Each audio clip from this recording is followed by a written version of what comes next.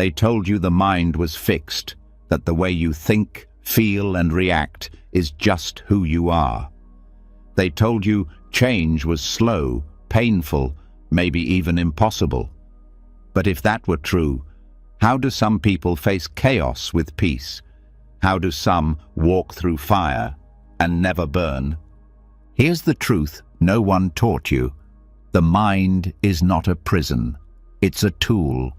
And Buddhism holds the manual. For thousands of years, monks, mystics, and masters have used simple truths to break mental chains, without therapy, without pills, without running from their past. They learned how to rewire fear into peace, craving into clarity, and pain into power. And now, so will you. Tonight, as you listen, your mind will start to soften. The tight grip of stress will loosen. Thoughts that used to shout will begin to whisper. The noise will settle, and beneath it, something rare will start to rise. Silence, stillness, and strength. This isn't just audio to fall asleep to. This is a reset button for the mind. The programming begins now. Are you ready? Let's begin. So now that you know, this isn't just background noise. This is deep work, quiet work, the kind that doesn't need effort or struggle, just trust, just presence. Because tonight, you're not just closing your eyes, you're opening a door. And on the other side of that door is the place where old patterns begin to dissolve. There's something ancient inside every mind, a pull, a pattern, a rhythm that feels familiar even when it doesn't make sense. You don't remember where it came from, but it's there, a fear you can't explain, a craving that won't leave, a reaction that shows up before thought, and it happens over and over again, not because of who you are, but because of what's been left behind. This is samskara. In Buddhist and Hindu teachings, samskaras are mental impressions left by past actions, not just from this life, but from all the lives that came before. They're grooves in the mind, like fingerprints on glass or footprints in wet sand. Even if you don't see who made them, they shape the path you walk. They decide where the mind flows when it's tired, stressed, or asleep. They're like echo loops, replaying without permission.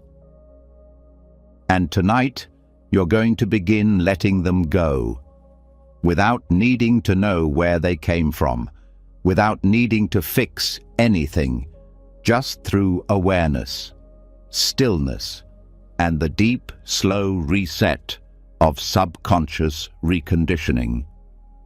Samskaras aren't memories you can see. They're patterns you feel. They show up in the way certain voices trigger you, in the way a smell brings sadness, in the panic that makes no sense. They're why some people fear abandonment before they're ever left, why others chase approval without knowing why. Samskaras don't come with labels. They're energy, carried forward like wind carries scent, unseen, but heavy. And the problem isn't that they exist. The problem is we mistake them for truth. We think they are us, but they're not. They're echoes, and echoes can fade. Right now, the breath you're taking, that's the beginning. Because the breath doesn't carry samskara. The breath doesn't judge, it only flows. It reminds the body of what's real. And that's exactly what meditation does. Not to escape samskaras, but to watch them, to meet them, and to soften their grip without needing to fight them. You don't need to remember the moment a samskara was formed. You don't need a backstory. Buddhism teaches that it doesn't matter if a scar is from yesterday or 1,000 lives ago. The healing happens now. And healing doesn't ask for memory. It asks for presence. So how do these imprints work? Every action, every word, every thought leaves behind a trace. Think of it like a ripple. When an intense emotional moment happens, grief, love, fear, rage, it stirs the mind's surface so deeply that the vibration stays even after the event has passed. That vibration becomes a samskara, and that samskara becomes a habit, not just of action, but of perception. You begin to see the world through that lens, not because the world is that way, but because your inner imprint is coloring everything. This is why two people can experience the same event and walk away with totally different feelings. One sees betrayal, the other sees growth. One feels fear, the other feels freedom. It's not the event, it's the filter, and filters are built from samskara. The most powerful part of this: the mind doesn't need to know the source to change the filter. Modern psychology often searches for the origin of pain, digging through the past for the first wound. Buddhism skips that. It says, pain arises. Let it rise. Watch it, and don't add more to it. When you sit with silence, when you breathe without trying to fix, something beautiful happens. The pattern surfaces. You feel it, maybe in the chest, maybe behind the eyes, maybe like a sudden thought that flashes without warning. But you don't chase it, you don't believe it, you just let it be. And in that stillness, the samskara weakens. Every time you don't feed it with reaction, it fades a little more. This is the power of passive reprogramming. No drama, no resistance, just repetition of peace, and repetition rewrites code. Think of the mind like a field. Samskaras are like grooves worn into the earth from years of the same wheel passing through. At first, the wheel goes down easily. It doesn't even need steering. The rut is already there. But meditation is like rain, soft, steady, and over time it begins to fill the groove. The wheel doesn't stick as much.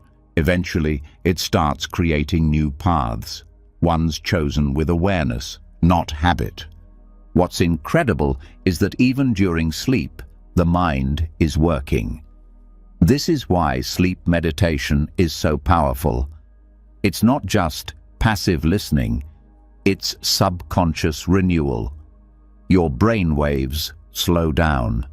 The default mode network, the part that constantly replays past and future, begins to quiet.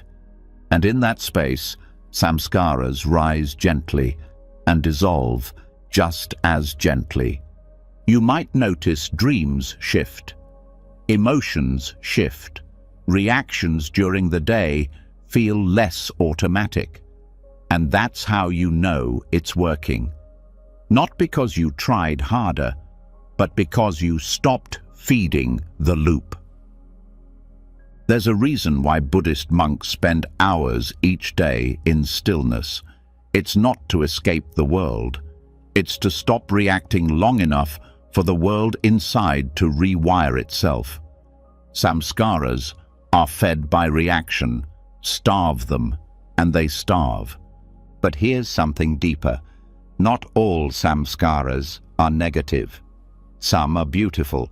Compassion, patience, equanimity. They too are imprints. The mind is always forming them. So when you practice metta, loving kindness, when you hold compassion even when no one sees it, when you pause before reacting, that forms new grooves. And guess what? These are stronger than the old ones. Why?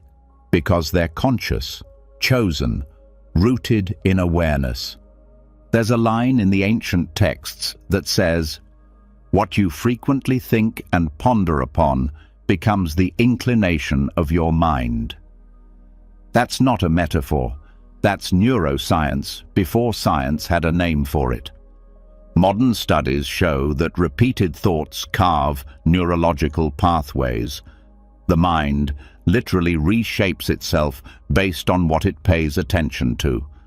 So now, as you lie here, with each word, your attention is shifting. And that shift is the beginning of a different future. Not because you're forcing anything, but because you're allowing something new to settle in. Just like water finding a new path when the old one is blocked. Letting go of samskara doesn't mean becoming blank. It means choosing what gets to stay. It means not being ruled by echoes. It means being free enough to feel without fear, to think without being dragged backward. And here's the part no one tells you. This happens in layers. One pattern might dissolve tonight. Another might rise next week. But each time you show up with awareness, each time you don't feed the storm loses strength. You're not erasing the past. You're just choosing not to be driven by it. This is the silent wisdom of Buddhism, not in loud transformation, but in the quiet dismantling of what no longer serves. Samskaras taught the mind to survive. Now you're teaching it to be free. And freedom feels like silence. Like peace, where there used to be tension. Like a breath that goes all the way down without resistance. Like a mind that doesn't bite its own tail anymore. So tonight, as this plays, there's nothing for you to do. Nothing to fix. Nothing to dig up. Just rest. Let the stillness speak louder than the patterns. Let awareness rewrite the code.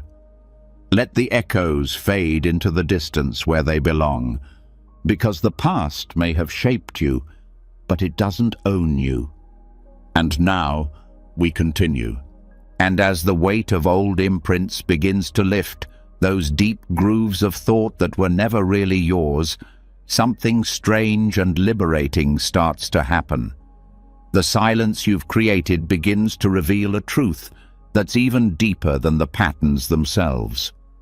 A truth hidden in plain sight, one that turns the whole system upside down. Because now we're peeling back the biggest illusion of all, the one called I.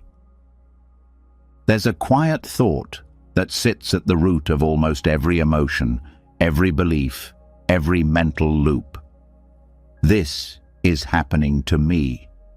That one idea, hidden behind every reaction, every plan, every memory. But what if it's not true? What if the me that's reacting is just a story? This is where the concept of emptiness begins. Not emptiness like sadness or loneliness, but emptiness like openness, like potential, like a mirror that reflects everything but holds on to nothing. Emptiness in Buddhist thought isn't something missing. It's something free.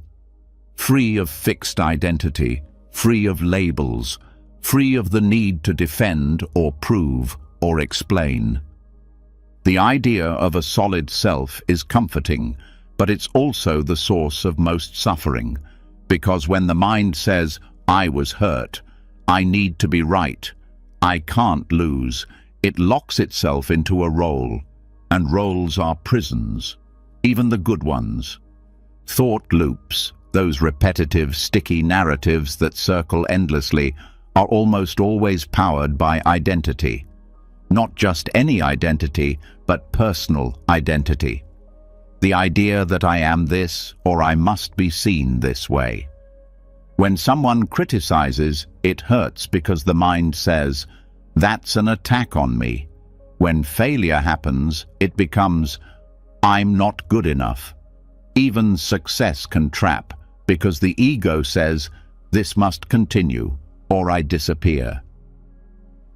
This is why breaking thought loops isn't just about changing thoughts.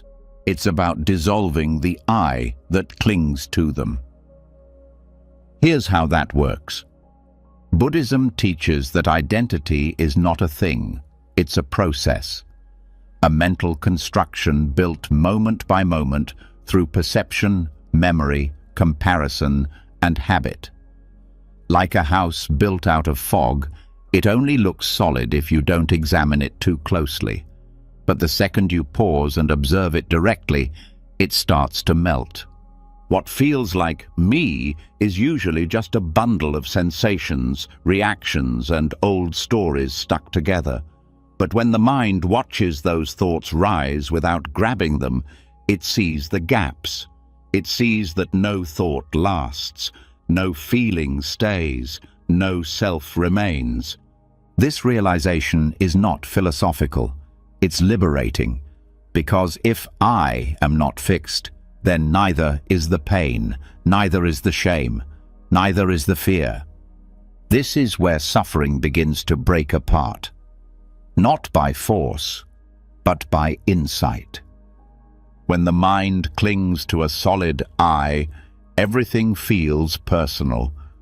But when it sees that I is just a habit of mind, emotions stop sticking, thoughts pass through without looping, conflict softens, the drama ends. Let's go deeper. The self wants to exist. It wants to be important. It wants to survive. So it creates conflict. It feeds on problems. Even when everything's fine, the ego will find something to worry about, because without a problem, there's nothing to solve and nothing to protect. Think about how many times anxiety shows up, not because something's wrong, but because the mind doesn't know who it is without worry. Think about how often doubt arises right after clarity, just to keep the self busy. This is identity maintenance disguised as thought. When the ego isn't getting fed, when no one's praising or blaming or validating, it starts panicking. Am I invisible? It asks. But underneath that question is the real fear. If no one sees me, do I even exist? This is the power of emptiness. It answers that question with freedom, because yes, the self as a concept is empty, but awareness itself is not. Awareness doesn't need identity. It doesn't need a name, a story, or a purpose. It just is, and it sees without clinging. When this shift begins, even gently, the whole structure of thought changes. Reactions lose fuel, emotional triggers lose weight. The part of the mind that was always defending something relaxes, because there's nothing left to protect. You've probably noticed how some thoughts seem to come with a physical grip. Tight chest, shallow breath, stomach tension. That's the ego holding on. That's the I saying, "This matters, this defines me." But when you bring awareness to that grip, without trying to change it, it begins to soften.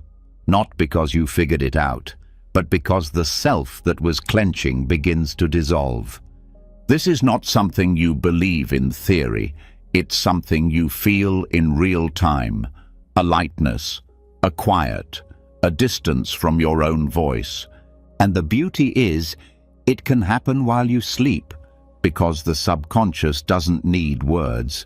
It learns through repetition, through space, through silence.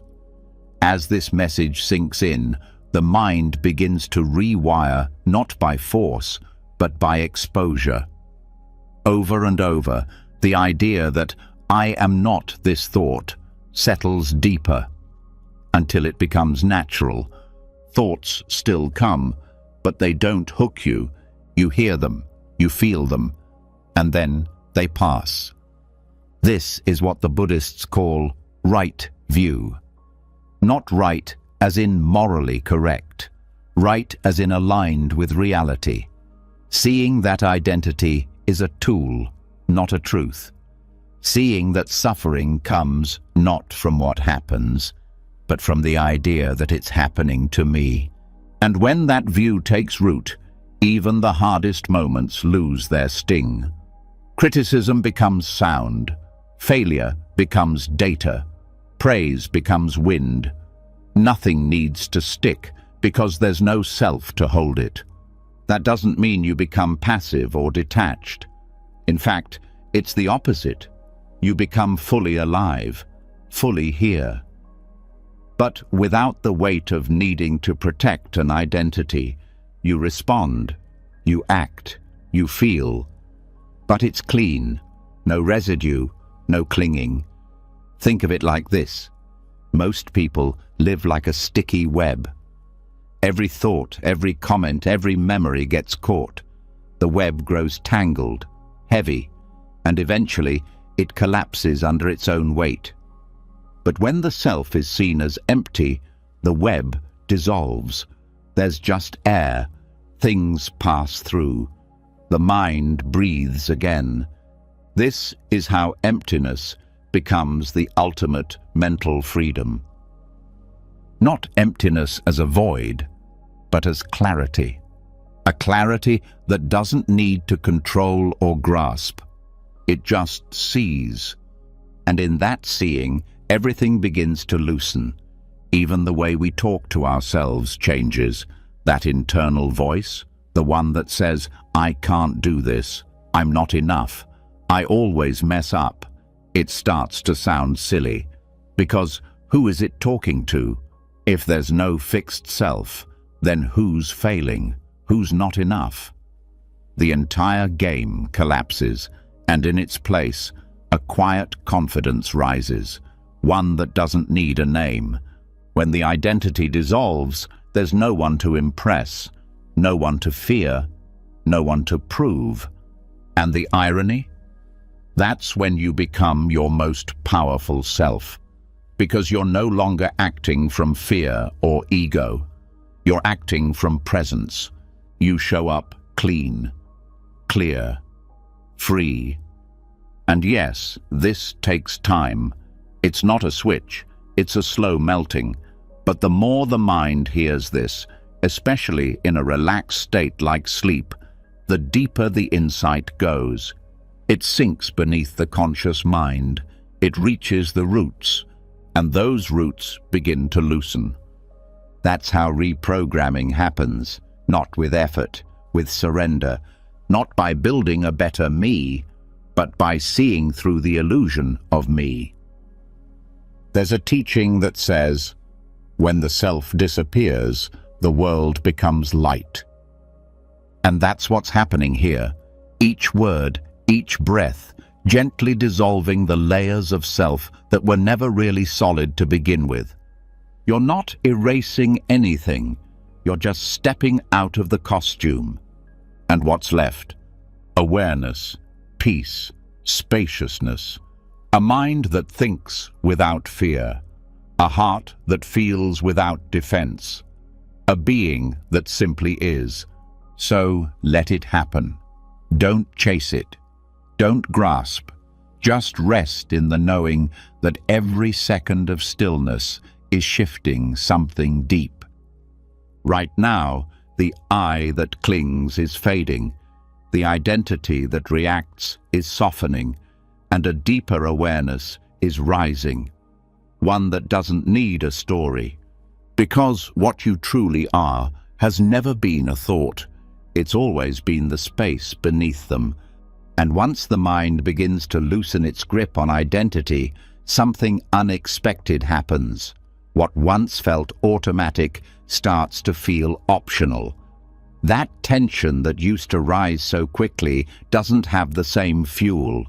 The loop that used to pull you under now flickers and passes.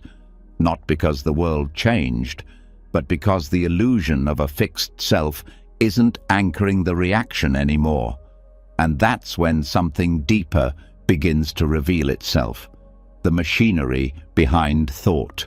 The hidden chain that links one mental event to another, not randomly, but precisely.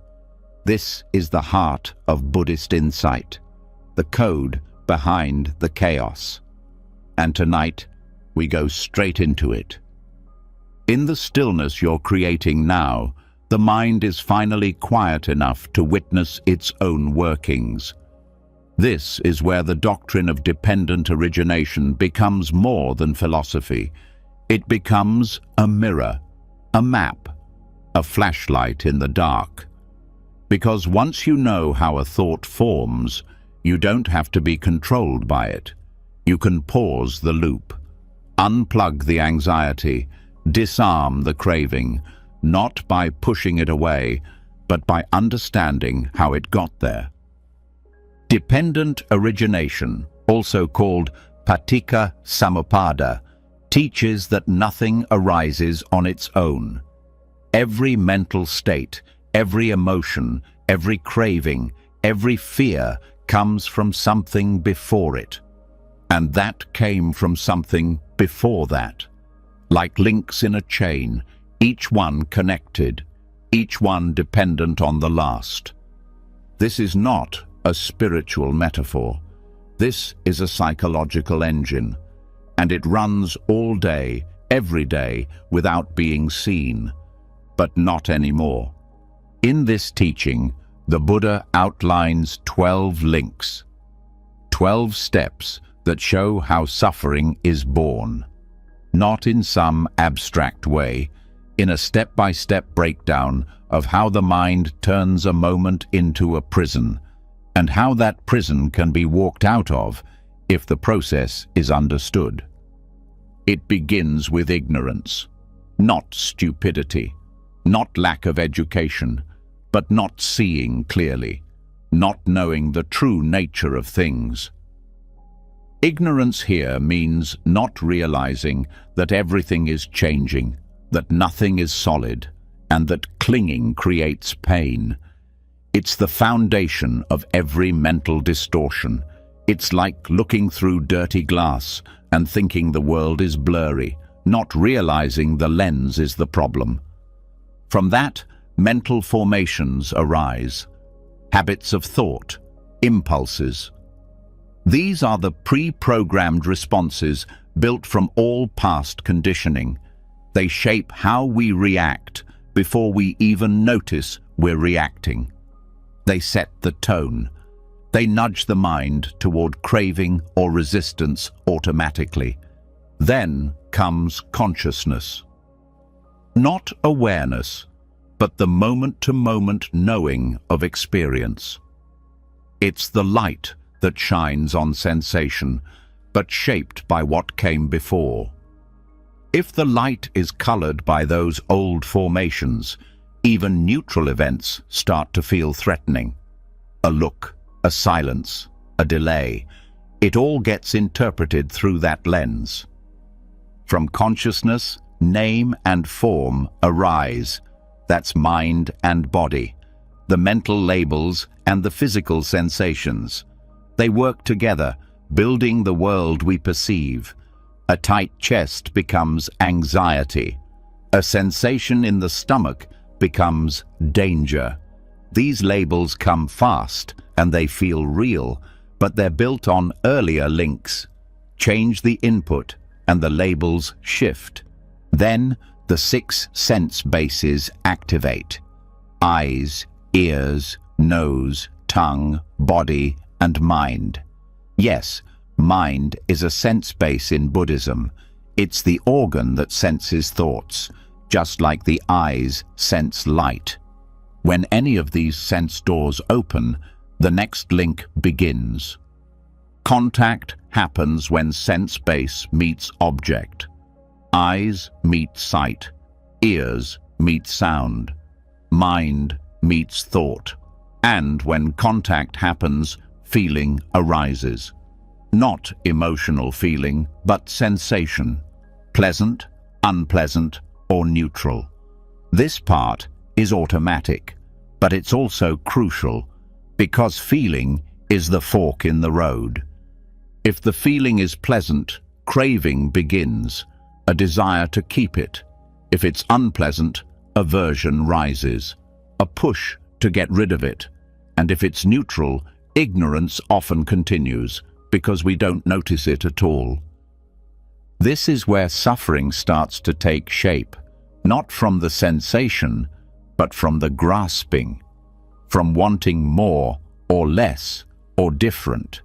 That craving becomes clinging, a deeper attachment. No longer just, I want this, but I need this to be happy. Or worse, if I don't get this, I am not okay. From clinging, becoming arises a sense of identity, the idea that this is who I am now, whether it's the role we play, the emotion we feel, or the belief we hold. It becomes solid. It defines the moment. And then comes birth. Not physical birth, but the birth of the full mental state. The story, the reaction, the action that flows from all the previous links. Once birth happens, the result is inevitable. Old age and death follow, not literal aging, but decay, endings, loss. The suffering that comes from anything conditioned eventually breaking apart. And with that comes grief, despair, sorrow, what the Buddha called dukkha. But here's the power in all of this. At any point in that chain, awareness can interrupt the link. The process is not fate. It's not fixed. It's just habit. And habit can be rewired. Let's break it down. When ignorance is seen as ignorance, clarity begins. Just recognizing this thought is based on an assumption starts the unraveling.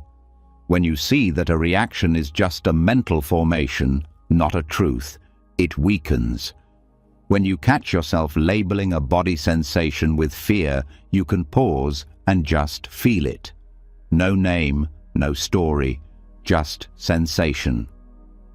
At the level of feeling, one of the most powerful practices arises. Mindfulness of pleasant, unpleasant, and neutral.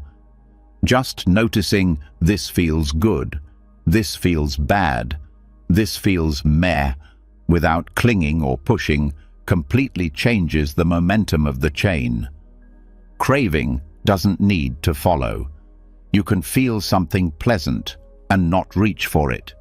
You can feel something unpleasant and not resist it.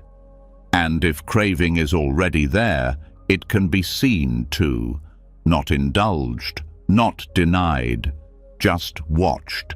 Craving wants urgency, but mindfulness slows it down. Clinging only holds power when it's unconscious. When brought into awareness, its grip softens. You don't have to suppress it. You just don't obey it. That's how the cycle weakens, one link at a time. Now consider this. Every time you notice a thought and choose not to react, you're breaking the chain. Every time you feel discomfort and choose to stay with compassion, you're breaking the chain. Every time you choose awareness over identity, clarity over reaction, stillness over impulse, you're rewiring the whole system. And when this starts to happen during sleep-based reprogramming, it becomes even more powerful. Because the mind is not arguing, it's absorbing. These insights begin to sink beneath the surface. The subconscious starts to recognize patterns before they fully form. The pause becomes natural. The loop slows down before it begins. You might start noticing that you don't react the way you used to. That anxiety comes but leaves faster. That craving arises but doesn't control you. That conflict starts, but you don't get pulled in. That's not luck. That's the chain breaking. That's years of mental habit loosening, one soft breath at a time. And you didn't force it, you just saw it, over and over. This is why dependent origination is not just a teaching. It's a tool, a real-time decoder of the mind. It shows you how everything arises and how nothing has to continue. And it gets even deeper, because this chain doesn't just explain suffering, it explains identity, behavior, emotional addiction, trauma cycles. It shows how a single trigger, like a word or a glance, can ripple through all 12 links in seconds and create a full-blown spiral. But with awareness, those 12 links can turn into 12 gates, each one a chance to return to presence. This is how deep the mind can go, and how simple the freedom is. It's not about removing pain. It's about removing the illusion that pain must lead to suffering. It's not about controlling thoughts. It's about seeing them clearly enough that they don't control you. Each night you listen, this understanding goes deeper. The mind learns not just intellectually, but viscerally. It rewires, not because it's told to, but because it's finally seeing how it's been fooling itself all along. There's no need to memorize the links. Just remember this. Suffering builds when the mind reacts. Freedom builds when the mind sees. You don't have to stop the chain at the first link. Stop it at the 5th, or the 7th, or the 11th. Any point is an entry point. Every moment is a door. And when enough of those doors are opened, a new path forms. One that doesn't lead to sorrow. One that doesn't end in reaction. One that loops not into craving and identity, but into clarity, peace, and rest. That's what's happening now. You're not just falling asleep. You're rising above the loop. And now that the chain has been revealed, that link between one moment and the next, that silent engine behind every craving, every reaction, every constructed identity, something subtle starts to shift. There's a widening of space between stimulus and response, a pause that wasn't there before, a deeper awareness of where thoughts begin and how easily they snowball when not seen clearly. But as clarity grows, so does a new kind of burden, the question of consequence, the weight of cause and effect, the quiet voice that wonders, did I bring this on myself? And tonight, that weight begins to lift. Because the next layer of mental reprogramming isn't just about understanding the process. It's about untying the knot of guilt that forms when karma is misunderstood. A knot that tightens with every mistake, every failure, every painful outcome. But Buddhism offers a different way of seeing it. Not through punishment, not through shame, but through precision. Through understanding the difference between karma and vipaka, action and result. The word karma gets thrown around a lot, often stripped of its depth. In popular culture, it's used like a cosmic scoreboard. Do good, get good. Do bad, get bad. But that's not how the Buddha taught it. Karma isn't about judgment. It's about momentum. It's not a cosmic punishment system. It's a natural law of cause and effect, operating at the level of mind. Karma is simply action, intentional action. Not what happens, but what you initiate. Every thought, word, or deed that arises from intention is karma. That's it. It's the seed. What grows from it is vipaka, the result. the fruit. But here's where it gets complicated. The result isn't always immediate. It's not always obvious. And it's not always personal. Pain doesn't always mean bad karma. Success doesn't always mean good karma. The universe isn't rewarding or punishing. It's unfolding, constantly. And sometimes the result of an action from long ago, this life or another, ripens in ways that make no logical sense to the conscious mind. Understanding this brings freedom, because it allows you to stop asking, "Why me?" and start seeing pain as part of a much bigger process. One that includes but doesn't revolve around you. Let's take this deeper. Vipaka is not delivered like a bill. It's not a score being settled. It's the natural outcome of conditions coming together. Just like planting a seed doesn't mean instant fruit. Soil, water, sunlight, all play a role. And even then, weather and time affect how and when it ripens. Some karma ripens quickly, some takes years. Some may not ripen at all in this life. Others may not even be yours. Yes, because the field we live in isn't isolated. It's shared. Collective karma exists. Group patterns, cultural trauma, inherited tendencies passed down not just biologically, but emotionally, psychologically. Sometimes what feels like your fault is actually the residue of systems much larger than the individual.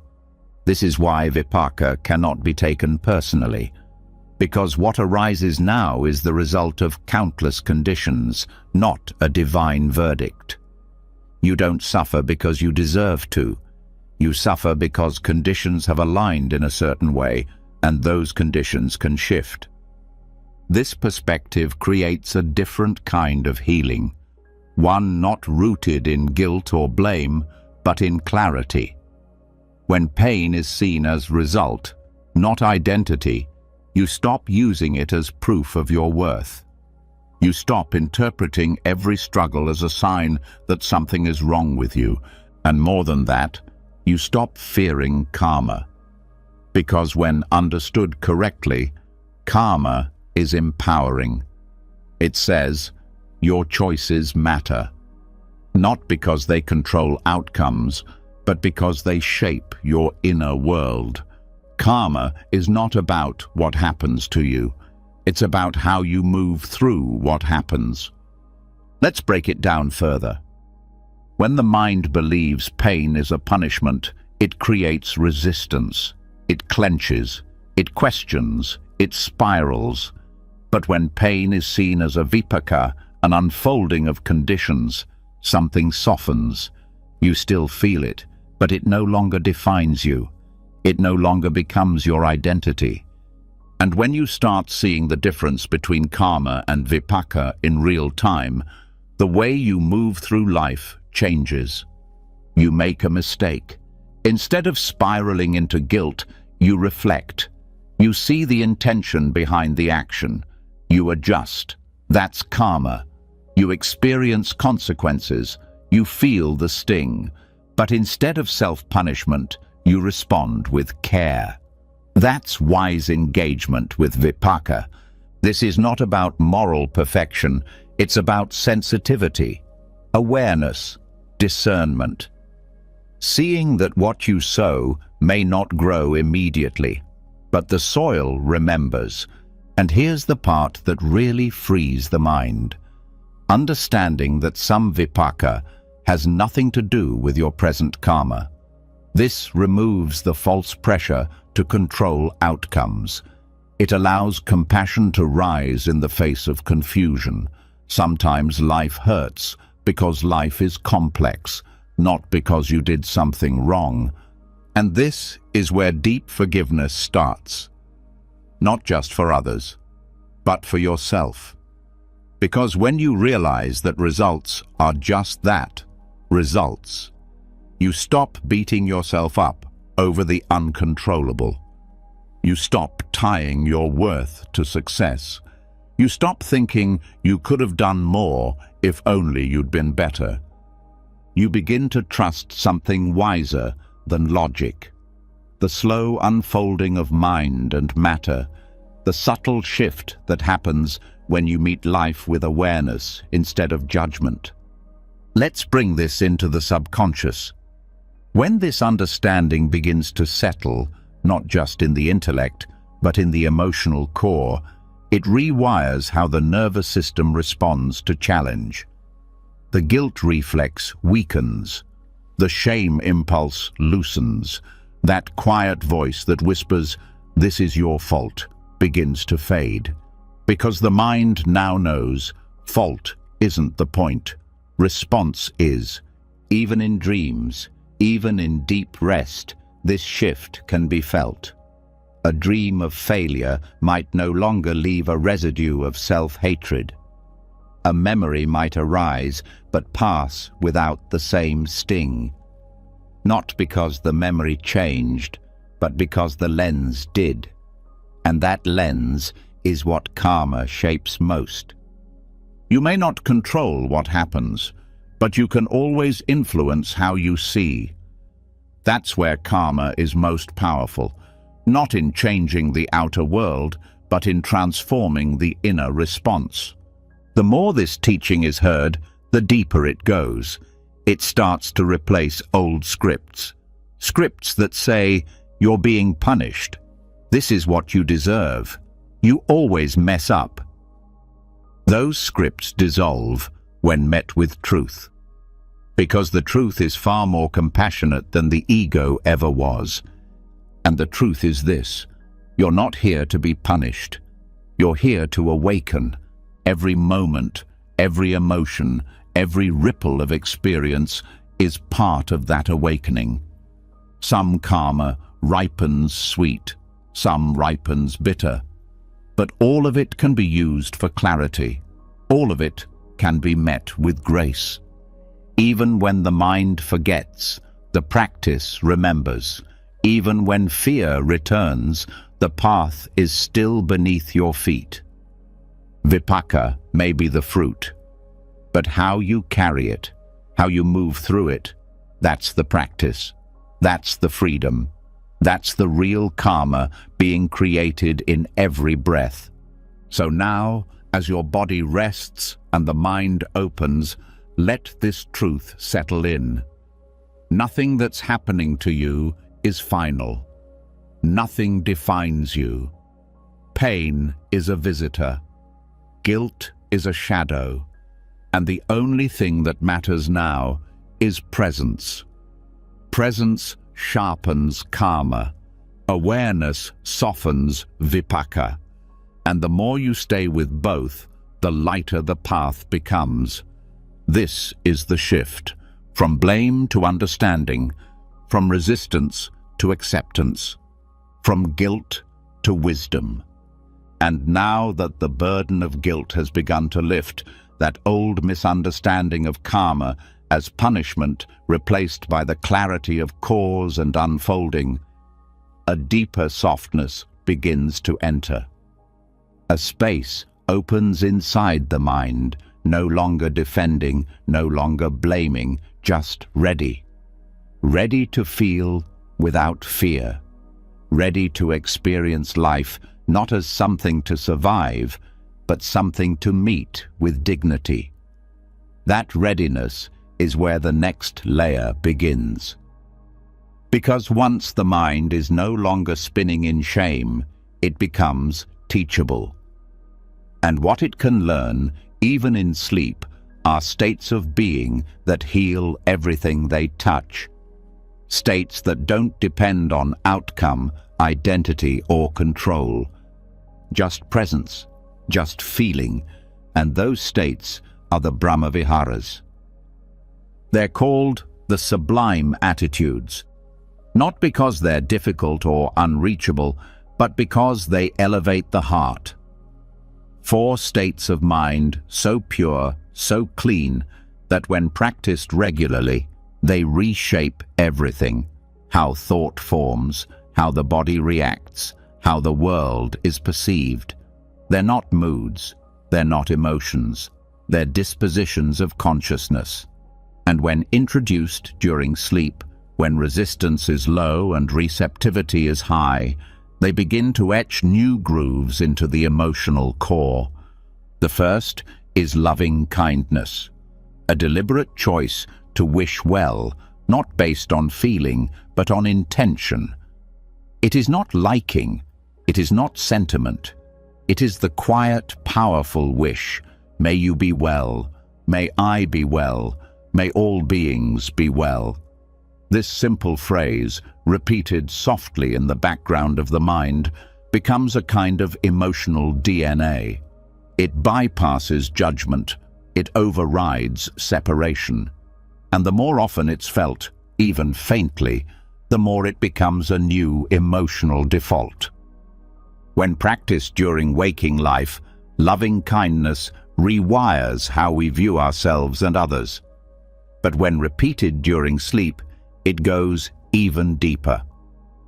It changes how the subconscious relates to memory, to the face of a stranger, to the old voice of self-criticism.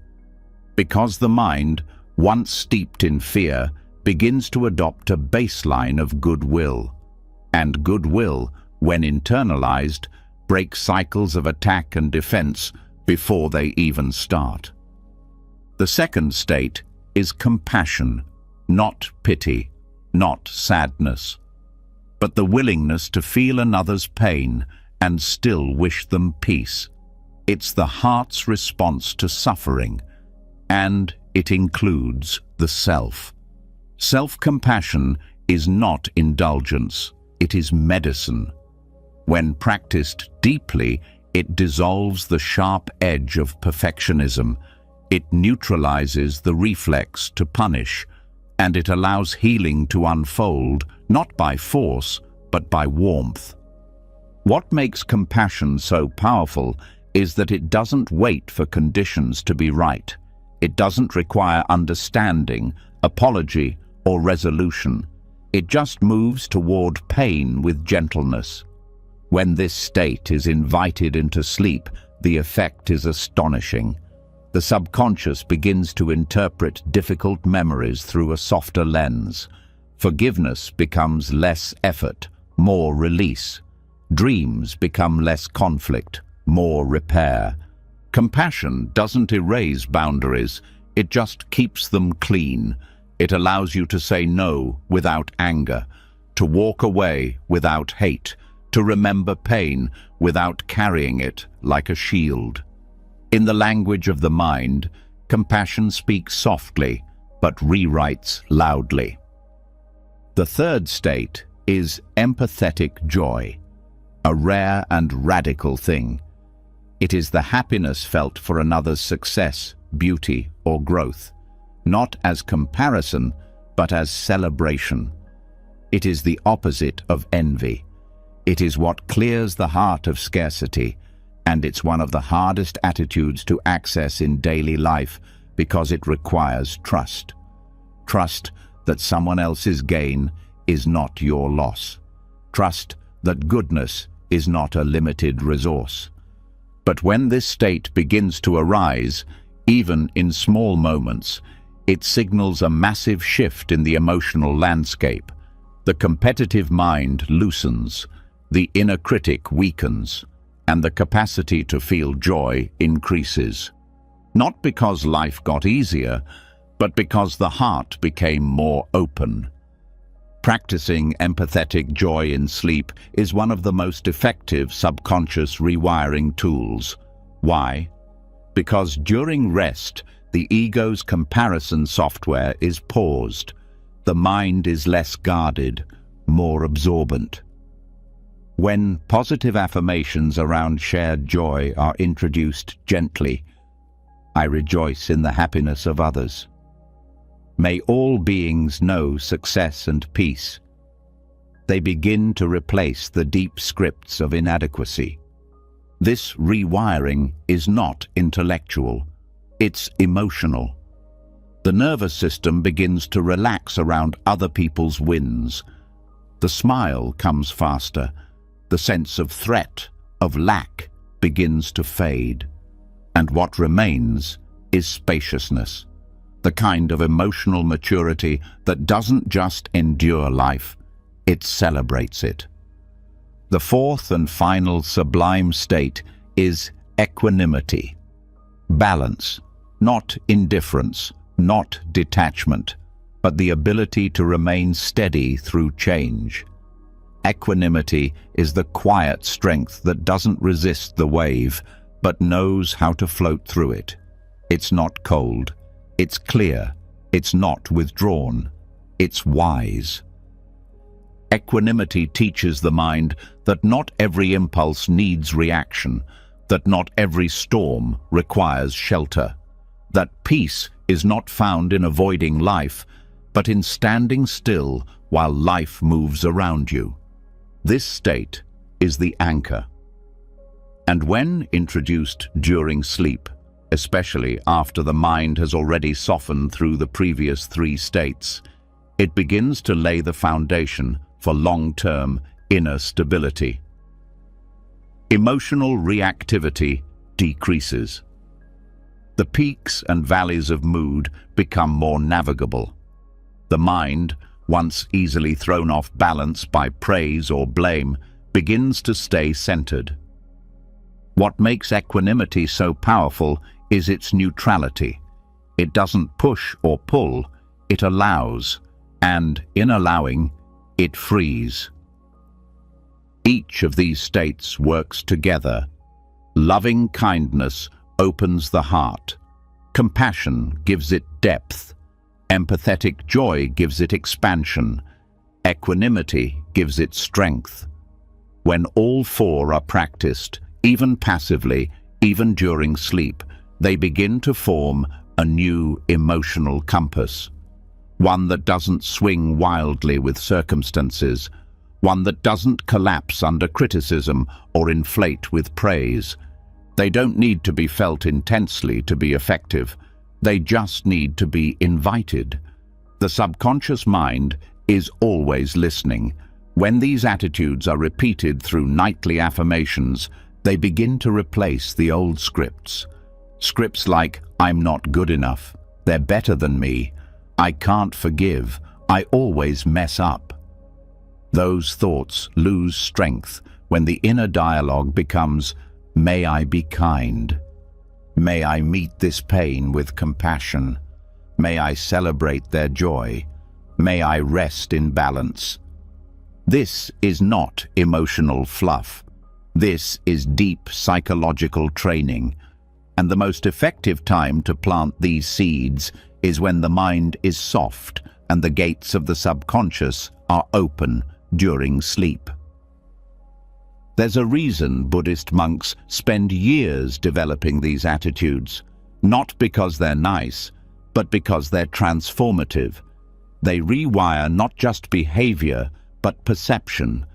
They change how the world looks, feels, and responds. And when repeated in the silence of night, they begin to take root at the level where real change happens. Over time, something starts to shift, not in how much pain you have, but in how you carry it. Not in how perfect life is, but in how little it controls you. You become less reactive, less guarded, more resilient, more open. You don't need to convince yourself of peace. It starts to feel like home. This is the hidden gift of the Brahmaviharas. They don't ask for perfection. They don't require belief. They just ask for presence. And presence, repeated, becomes programming. So now, as your body softens further and the breath continues its slow rhythm, let these states begin to settle into the layers beneath thought.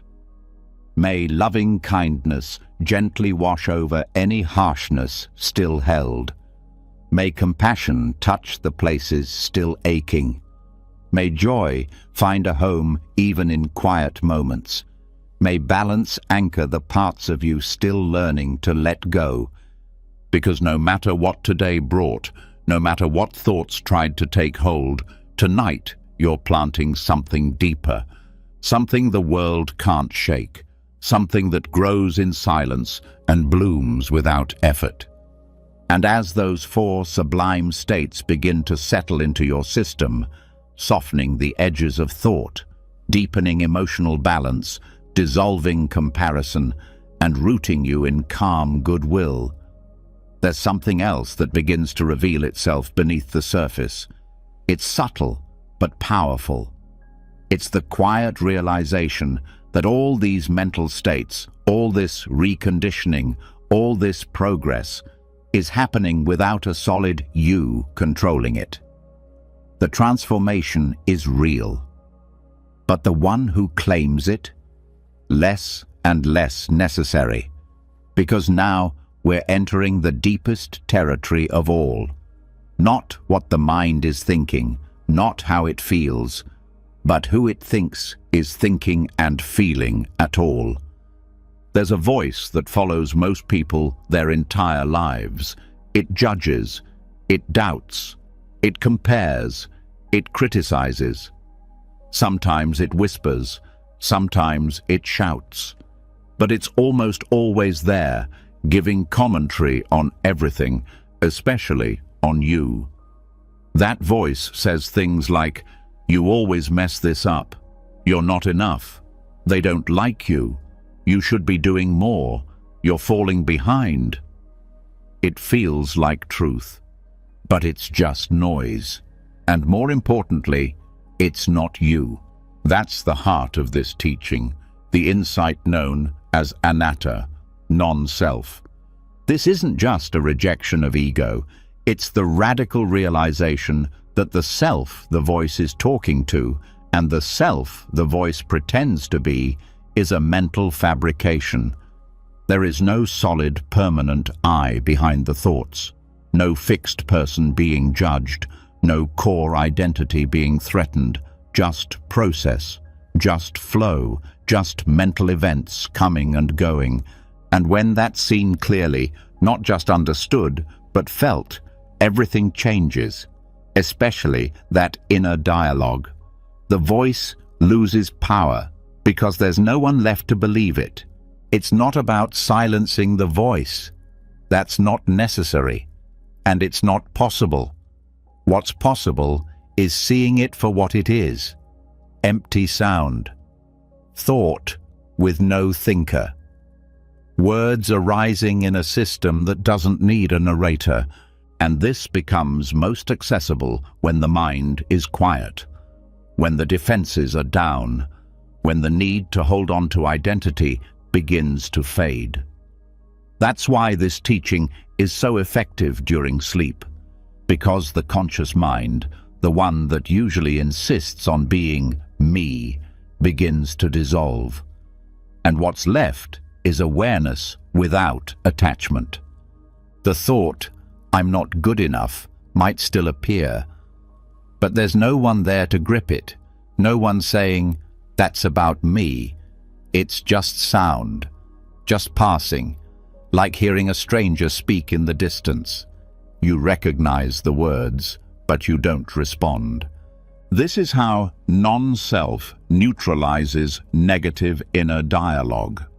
Not through counter-argument, not through willpower, but through disidentification. The insight that this voice isn't coming from a real self, it's arising from conditioned habit, from echoes, from brain patterns, not from identity. Every moment that insight deepens, the voice gets weaker, not quieter, weaker. It loses influence. It may still appear, but it doesn't land. The body doesn't flinch. The heart doesn't clench. The breath stays steady. Non-self is not emptiness in a hollow way. It's freedom. It's not nihilism. It's clarity. It means there's nothing to protect, nothing to prove, nothing to defend. And that's what disarms the voice that feeds on defense. Most people live in reaction to this voice their entire lives. They build careers to prove it wrong. They chase relationships to feel validated. They avoid risk to prevent it from saying, "I told you so." But once you see the voice as just thought and the self it talks to as just a shadow, all of that effort begins to fall away. What's left is stillness. Stillness doesn't argue with the voice, it outlasts it. And the more the voice speaks into stillness, the more ridiculous it begins to sound.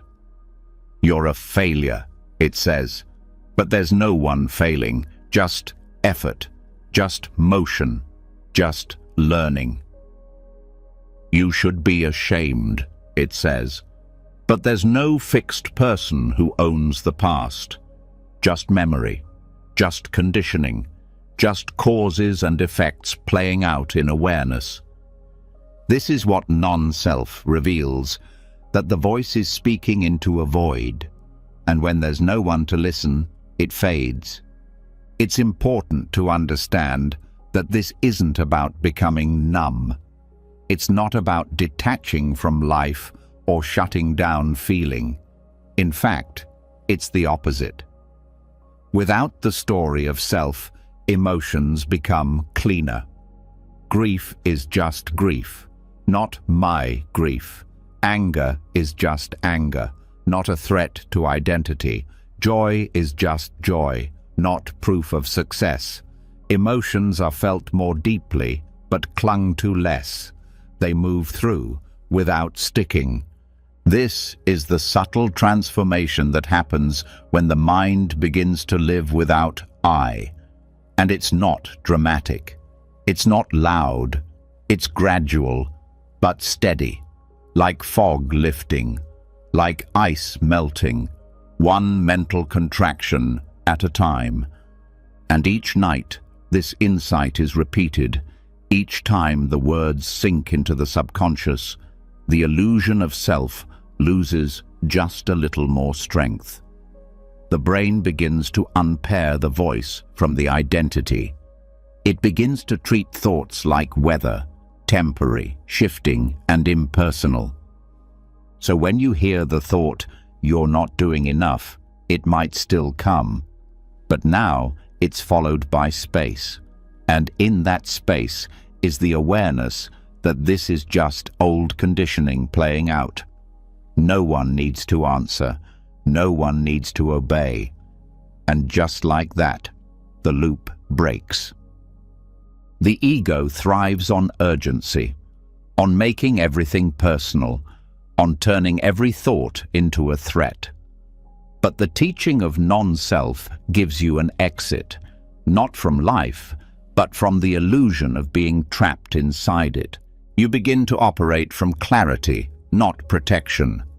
From peace, not performance. From presence, not narrative. And this transformation isn't limited to sleep. It leaks into the day. You speak less defensively. You move through conflict with less friction. You make decisions with less second-guessing. Not because you became more confident, but because there's no self to protect. Just awareness choosing, adjusting, flowing. Even the body begins to respond. Tension patterns shift. The shoulders drop. The jaw relaxes. Breathing deepens. Because when there's no me at the center of the storm, the system doesn't need to brace for impact. This is the heart of true reprogramming. Not just changing what you think, but loosening who you think you are, and letting that space fill with something truer, something softer, something that doesn't argue with pain, but holds it with wisdom. Because once you see that the self is not a solid thing, but a flickering process, you stop trying to fix it, and you start living from the place beneath it, the place that watches, that listens, that knows, even now, that peace isn't found in changing the voice. It's found in stepping outside of its reach. So tonight, let the voice say what it wants. Let the thoughts rise and fall. Let the mind do what it does. But know, deeply, that you are not what it says. You are not the story it tells. You are not the self it defends. You are the silence behind it. And now we continue. And as the illusion of self dissolves quietly into the background, no longer driving the narrative, no longer defending its position, what's left is something rare: stillness without tension, awareness without noise. The voice that once seemed so urgent now fades into the hum of passing weather. And within that silence, something deeper stirs. Not a thought, not a belief, a state, a place the mind can enter when it no longer clings. A place so calming, so steady, it begins to reset everything it touches. This is not daydreaming. This is not sleep. This is absorption. This is jhana. And it's where the mind begins to heal from the inside out. Jhana is one of the most powerful yet overlooked tools in Buddhist meditation. It's not a mystical escape. It's not about visions or revelations. It's the natural byproduct of focused awareness and inner stillness. When the mind stops scattering itself across distractions, when it no longer reacts or chases or judges, it starts to settle. And if it settles deeply enough, it drops into a new kind of awareness. One that's unified, one that's quiet but intensely alive. This is jhana. There's nothing forced about jhana. You don't chase it.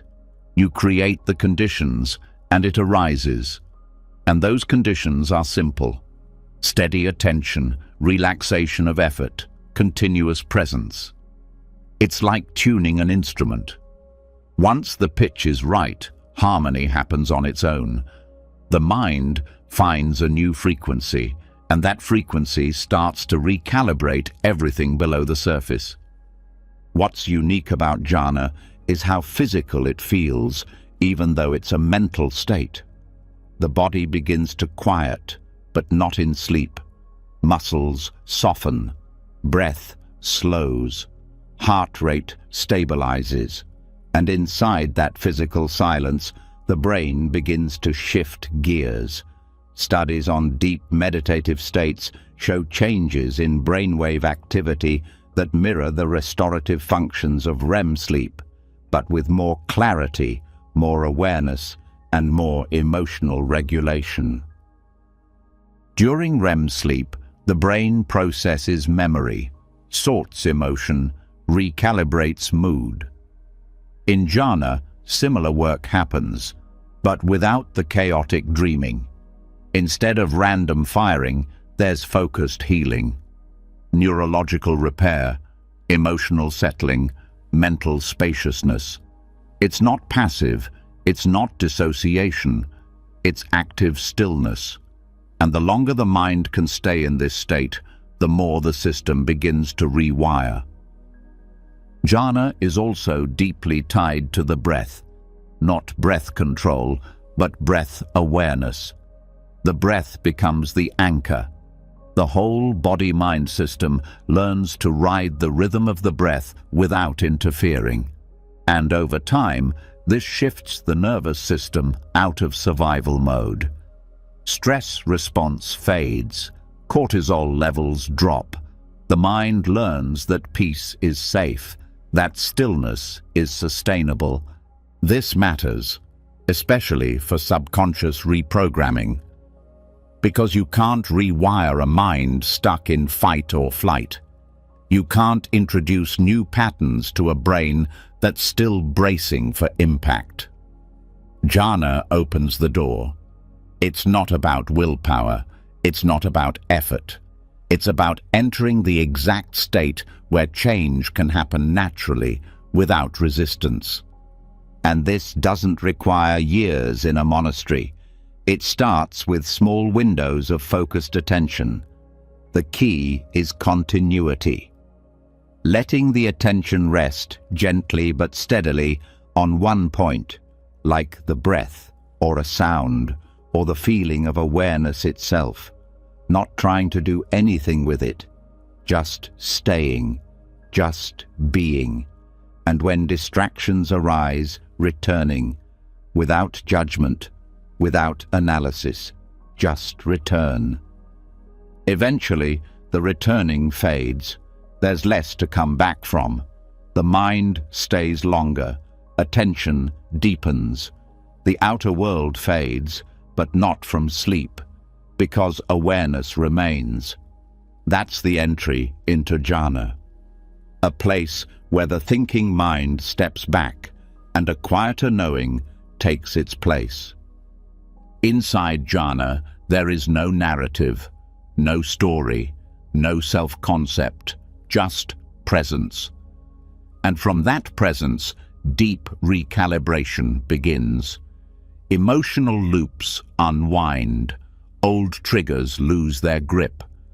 The mind's need to obsess over past and future softens because it finally knows what it feels like to just be. This is why monks treat jhana as medicine, not escape, not entertainment. Medicine for the mind, the heart, the nervous system. A kind of silent therapy where the healing happens not from talking, but from resting in something deeper than thought. What's remarkable is that the effects of jhana last, not just during meditation, afterward. The mind retains a trace of that silence, a softness, a steadiness that lingers into conversation, into work, into stress. This is what makes it powerful for transformation. It doesn't just feel good, it changes how you move through the world. Jhana also disrupts the momentum of compulsive thinking. The mind that constantly narrates, worries, plans, and replays has no place to stand inside absorption. The usual voices go silent, not because they're shut out, but because they have no fuel, no attention, and without attention, they dissolve. This is essential for subconscious reprogramming, because those voices, the inner critic, the doubter, the worrier, are not just habits, they're neural grooves, and jhana gently smooths those grooves out, not by force, but by absence, by withholding energy from the loops that no longer serve you. It also shifts the emotional baseline. Most people live with a background frequency of restlessness or low-grade anxiety. It's so constant, they don't even notice it until it's gone. Jhana gives the nervous system a taste of peace deeper than sleep, and once that taste is known, the system begins to crave it. Not like addiction, like coming home. This craving isn't desperate, it's healthy. It draws the mind toward stillness, not stimulation, toward reflection, not reactivity. And this begins to influence everything: what you read, how you speak, the people you're drawn to. The entire internal compass starts to shift toward peace. Jhana also helps unhook from identity patterns. When the mind experiences itself without self-reference, it starts to see how artificial those roles really are. The overachiever, the victim, the imposter, the perfectionist. All of it falls silent in deep absorption. And when the mind returns, it remembers the silence was more real than the role. This memory becomes part of your operating system. It changes how seriously you take your inner drama. It doesn't mean you stop feeling. It means you stop believing every emotion is a permanent truth. You feel more, but cling less. Jhana also sharpens perception, not just during practice, in daily life. Colors seem brighter, food tastes richer, attention gets stronger, because jhana trains the mind to focus without strain, to observe without judging. That clarity bleeds into everything else. It also improves emotional regulation, not by suppressing emotion, but by expanding the container. In deep stillness, emotions don't vanish. They unfold like waves in slow motion. The mind sees them before they peak. And that space allows for choice. The scream never comes. The shutdown never happens.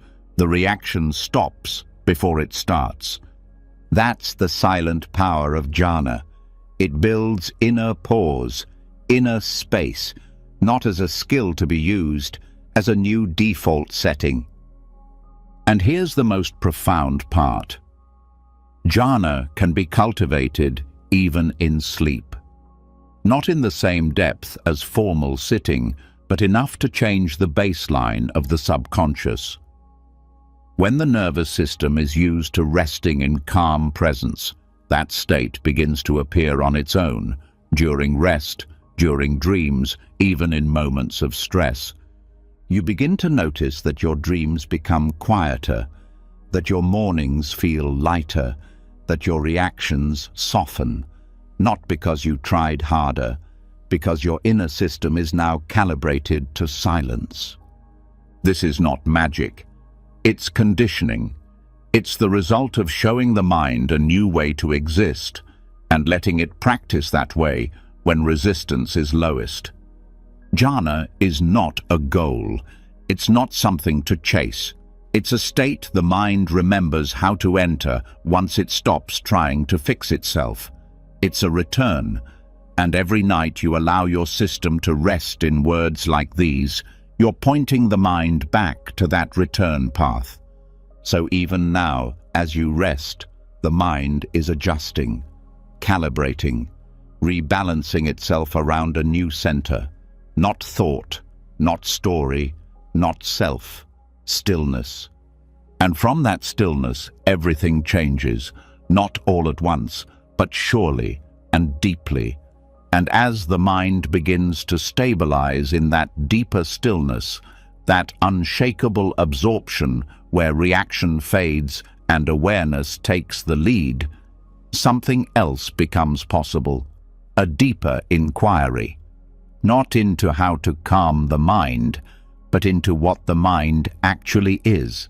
Not just silence from thoughts, but clarity about the structure beneath them.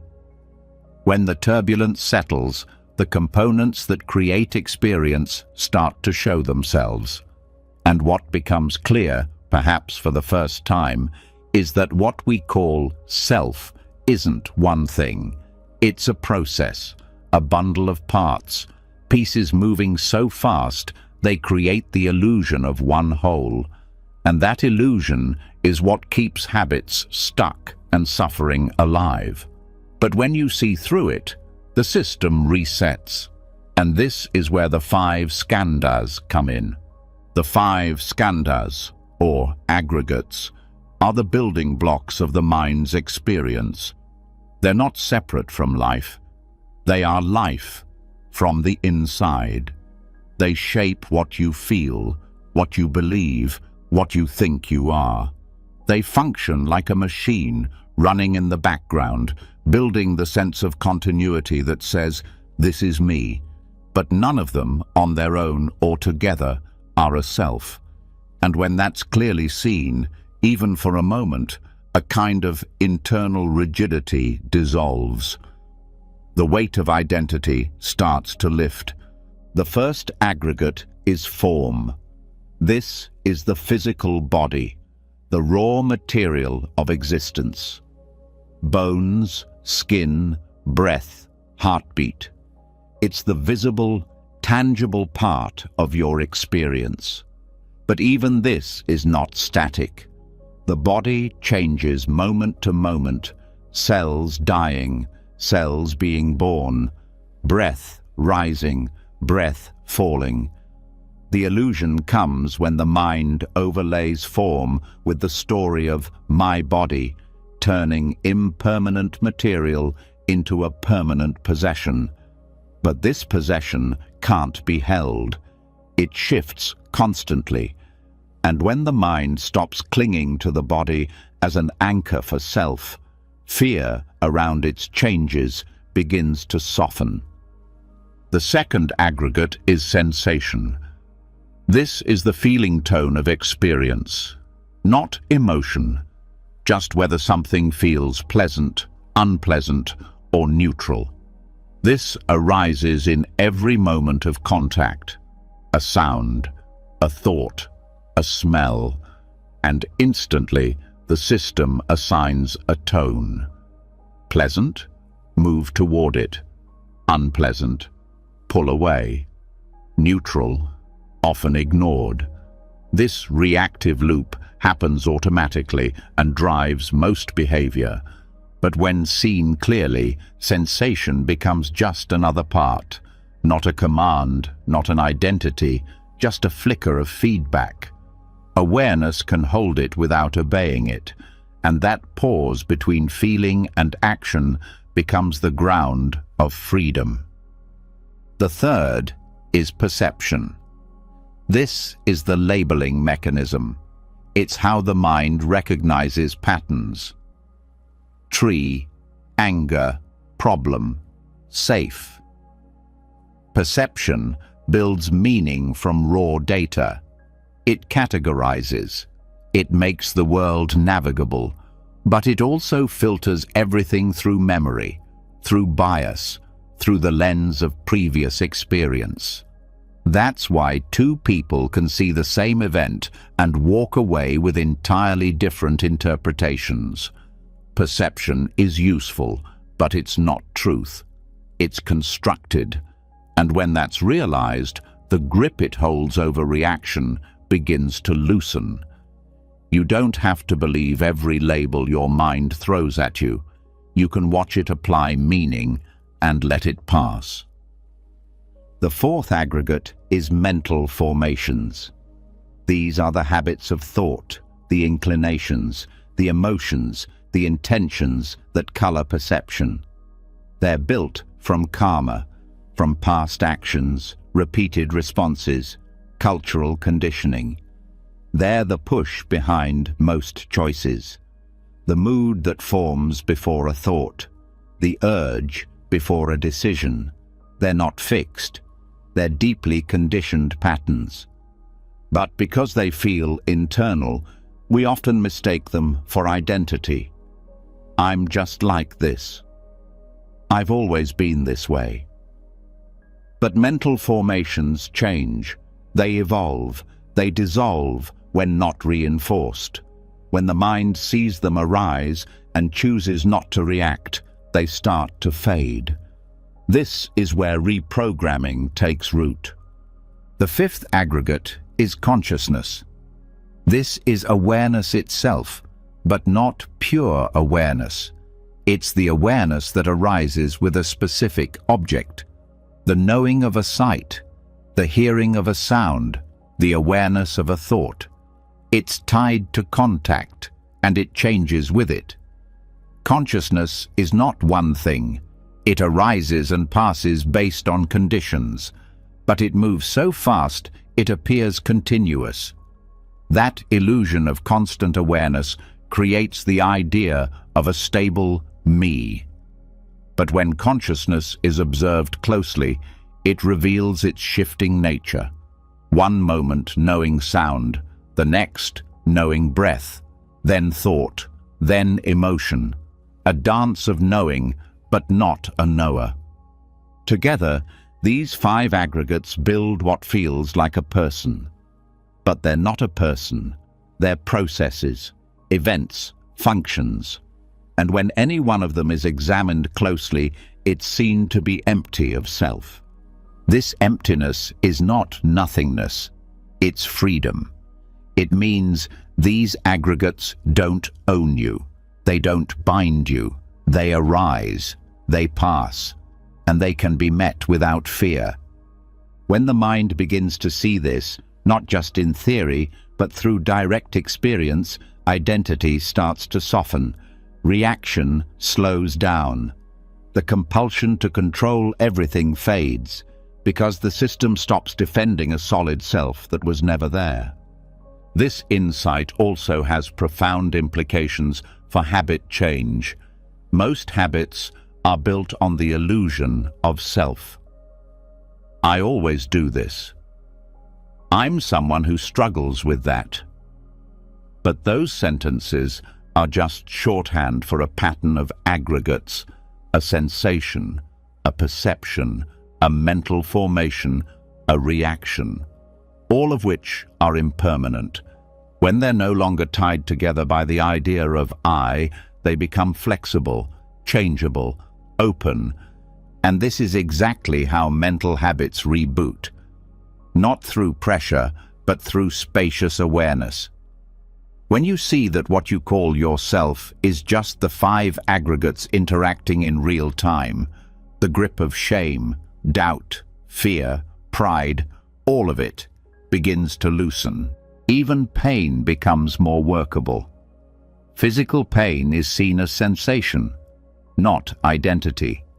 Emotional pain is recognized as mental formation, not evidence of a broken self. Thoughts of despair or anxiety are noticed as movements of consciousness, not signs of failure. This shift doesn't remove difficulty, but it removes the extra suffering created by the belief in a solid me who is failing, broken, or stuck. The 5 aggregates also help dissolve future fear, because when you realize that there is no fixed self continuing into tomorrow, just an ongoing flow of changing conditions, there's nothing to protect, nothing to preserve. The mind relaxes into each moment, knowing that what it experiences now is not a permanent version of anything, just passing formations. This insight is especially powerful during deep rest and sleep-based reprogramming, because the subconscious often clings to continuity.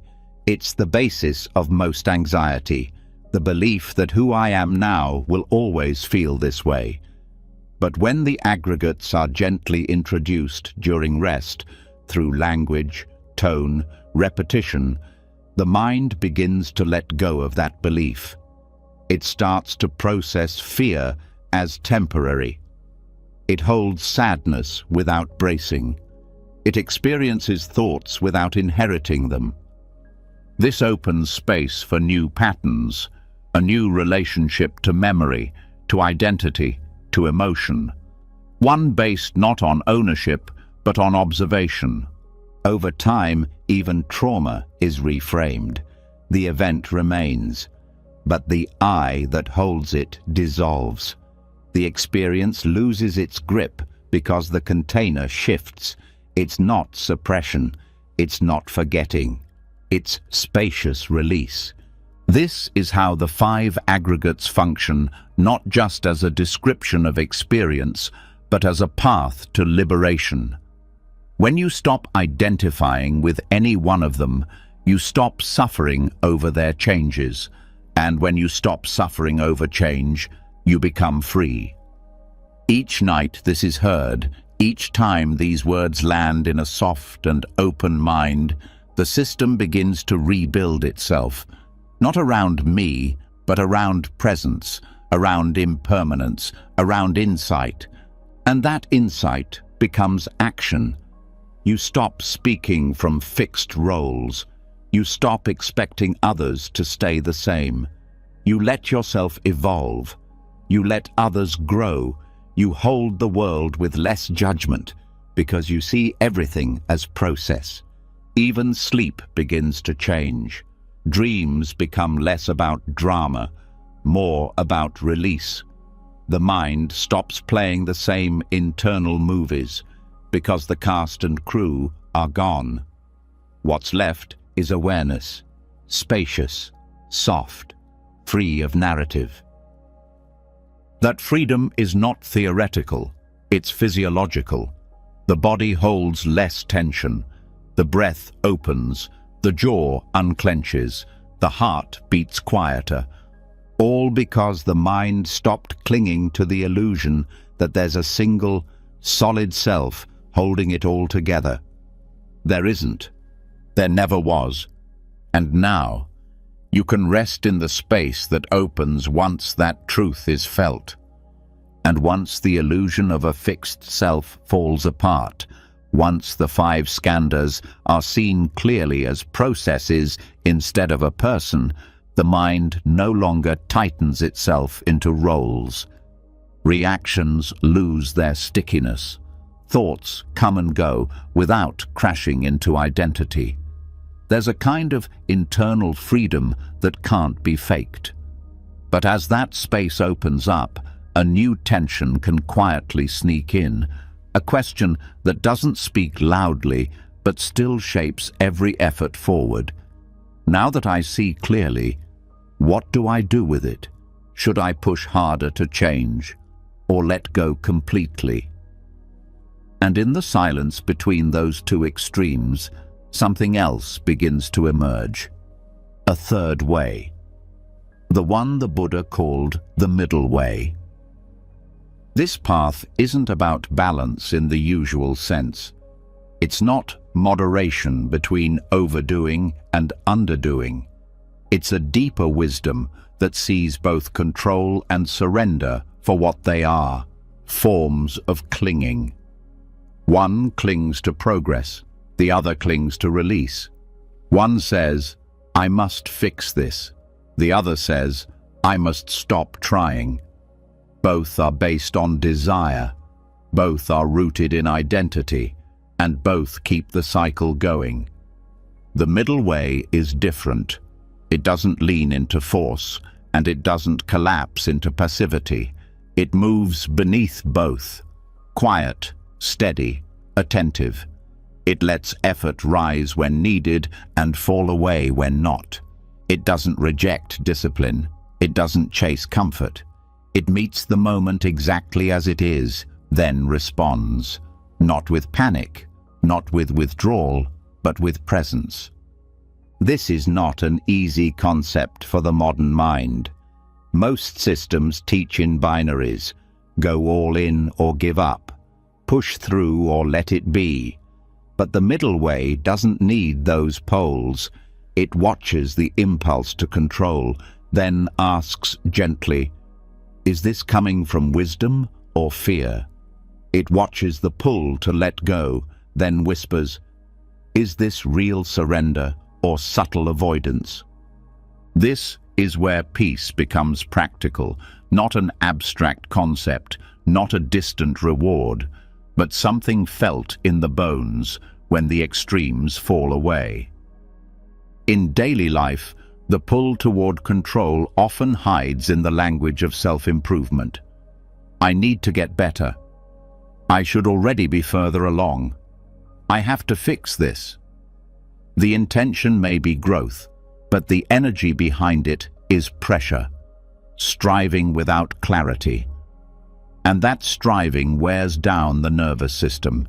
It keeps the body tight. It floods the mind with dissatisfaction. No matter how much is achieved, it never feels like enough, because the improvement is built on the belief that who you are now is lacking. On the other side is surrender, often romanticized. Just let go. Whatever happens, happens. It's all meant to be. But this, too, can become a mask, a way of stepping back, not from wisdom, but from fear of failure. The surrender that avoids effort is not peace, it's resignation. It's a subtle story that says, I give up trying so I can't be disappointed. The middle way moves differently. It asks what's appropriate now, not what should be done forever, not what would feel safest. just what fits this moment, with this energy and this clarity. It's not neutral, it's intelligent, active when needed, restful when wise, always grounded in awareness, never in escape. And this is where deep transformation begins to take hold. Because the habits that run the mind, perfectionism, procrastination, avoidance, obsession, they all rely on one of the two extremes. They need you to believe that control will save you, or that surrender is your only protection. When those narratives fall, the habits lose fuel. They can't find a home in presence. This teaching becomes especially powerful during subconscious reprogramming. In deep rest, the mind often drifts toward one polarity or the other, a loop of "I should be doing more" or "I'll never be able to change." But when exposed gently to the middle way, a third response forms. Not a thought, a tone, a kind of subtle willingness to meet whatever is here, not with judgment, not with resistance, but with enough clarity to know this is enough right now. The nervous system begins to recalibrate. The stress from striving starts to loosen. The fatigue from avoidance begins to lift. And what's left is a state that doesn't need to swing from effort to collapse anymore. The middle way is not a compromise. It's not a weak blend of opposites. It's a different movement altogether. One that trusts the moment to reveal the path forward instead of forcing one. And it works because it speaks directly to how the mind creates suffering. Suffering is rarely about the present moment. It's about the resistance to it. The belief that it should be different. That you should be different. That something needs to happen immediately to fix what's wrong. The middle way sees that belief and doesn't argue with it. It simply doesn't obey it. That refusal to obey the extremes becomes a new kind of strength, a quiet power that no longer needs to shout, that no longer needs to prove anything. It's the strength of being aligned, not pulled. In practice, it looks like this. You sit to meditate. The mind wanders. The old voice says, "You're not doing this right. Focus harder." Another voice says, "Why bother? Just let it go." The middle way steps in and says, "Just return." No guilt, no drama, just return. You face a difficult emotion. One part wants to suppress it, another part wants to drown in it. The middle way holds the feeling without collapse, without pushing it away. It says, "This too belongs. Let it be felt. Let it move." You set a goal. One impulse says, "Crush it. Hustle. Never stop." Another says, "It's too much. Just surrender." The middle way moves one step forward without attachment to the result. It doesn't seek to win or avoid losing. It seeks to act wisely, here and now. This path doesn't make you passive. It makes you precise. You don't waste energy on extremes. You don't live on edge. You live inside the moment, not ahead of it or behind it. And slowly, the mind begins to trust this path. The subconscious sees that things get done. Growth happens. Emotions pass. Without pressure, without panic, without retreat. That trust becomes the foundation for deeper change. Because when the mind trusts, it stops needing to control. When it trusts, it stops fearing surrender. It sees both as tools, not identities. Even identity itself begins to shift. You're no longer the achiever, no longer the spiritual avoider. You're simply here, responding with clarity, listening with care, moving with enough energy to match the moment, but never more than needed. And that is freedom. That's what the middle way offers. A life that doesn't swing, a mind that doesn't fight itself, a heart that doesn't overcompensate or shut down. This doesn't come all at once. It builds with every breath that meets the moment instead of resisting it, with every pause that interrupts the urge to control, with every gentle return to presence after the temptation to give up. This is what you're practicing now, just by listening, just by resting in this space. The words don't need to be analyzed. They don't need to be memorized. They are seeding something deeper, a new response to life, one that no longer swings between effort and collapse. So tonight, as the body continues to soften and the thoughts begin to slow, let this truth settle into the layers beneath your awareness. You don't need to fix everything. You don't need to abandon the path either. The third way exists, quiet, steady, always here. You've already found it. Just keep returning. And now we continue. And as the mind begins to taste the calm steadiness of the middle way, neither forcing nor fleeing, just meeting each moment with clean presence, there's a subtle shift that happens beneath the surface. For the first time, effort feels balanced. Peace stops being something to chase. But then, without warning, a new thought arises, a quiet hunger.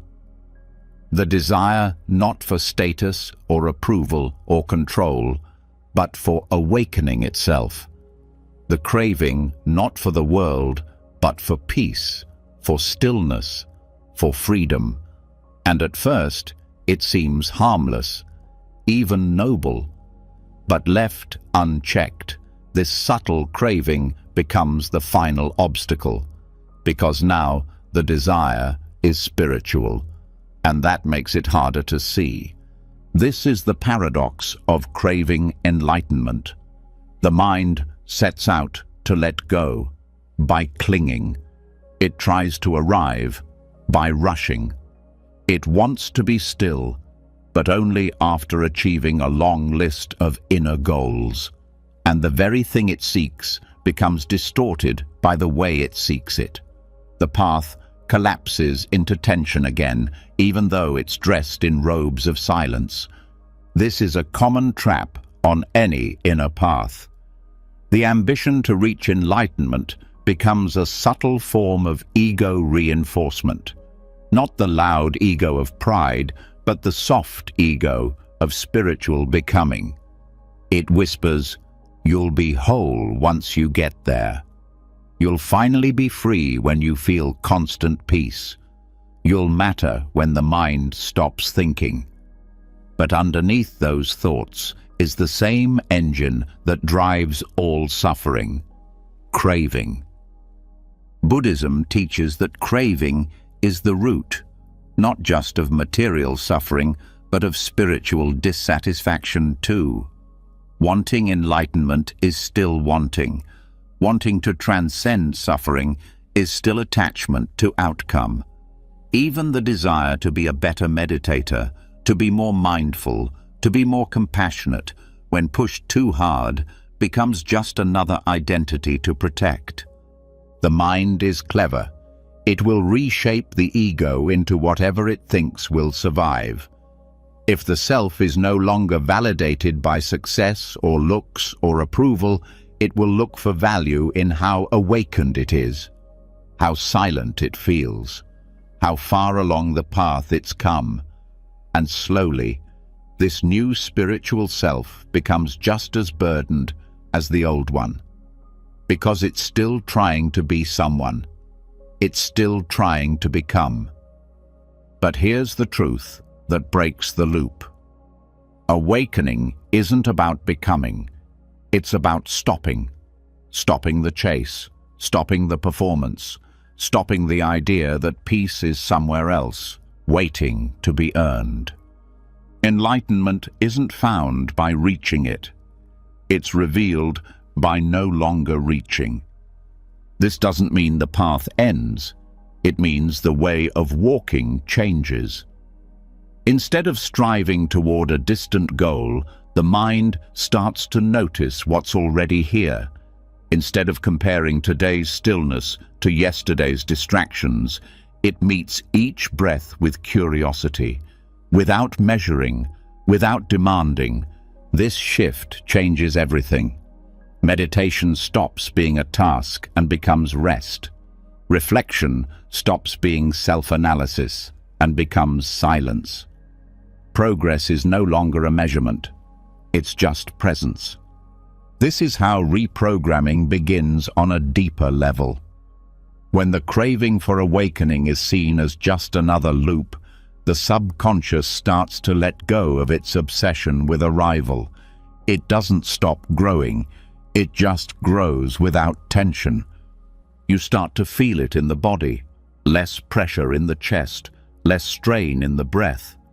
The nervous system stops tightening every time you sit to practice. You're no longer trying to have the perfect session. You're just here, letting the practice be what it is. Even the idea of practice starts to change. It's no longer a method to get somewhere. It's an expression of peace that's already within you. Something you're not building, but remembering. And slowly, the hunger that drove the search begins to soften. Not because it was wrong, but because it's no longer necessary. The mind starts to taste stillness without earning it. It starts to recognize that what it longed for was never far. It was just hidden behind the craving to find it. This is the great irony. The more you chase awakening, the more it hides. But when you stop running, stop reaching, stop needing, it begins to reveal itself in the smallest of moments.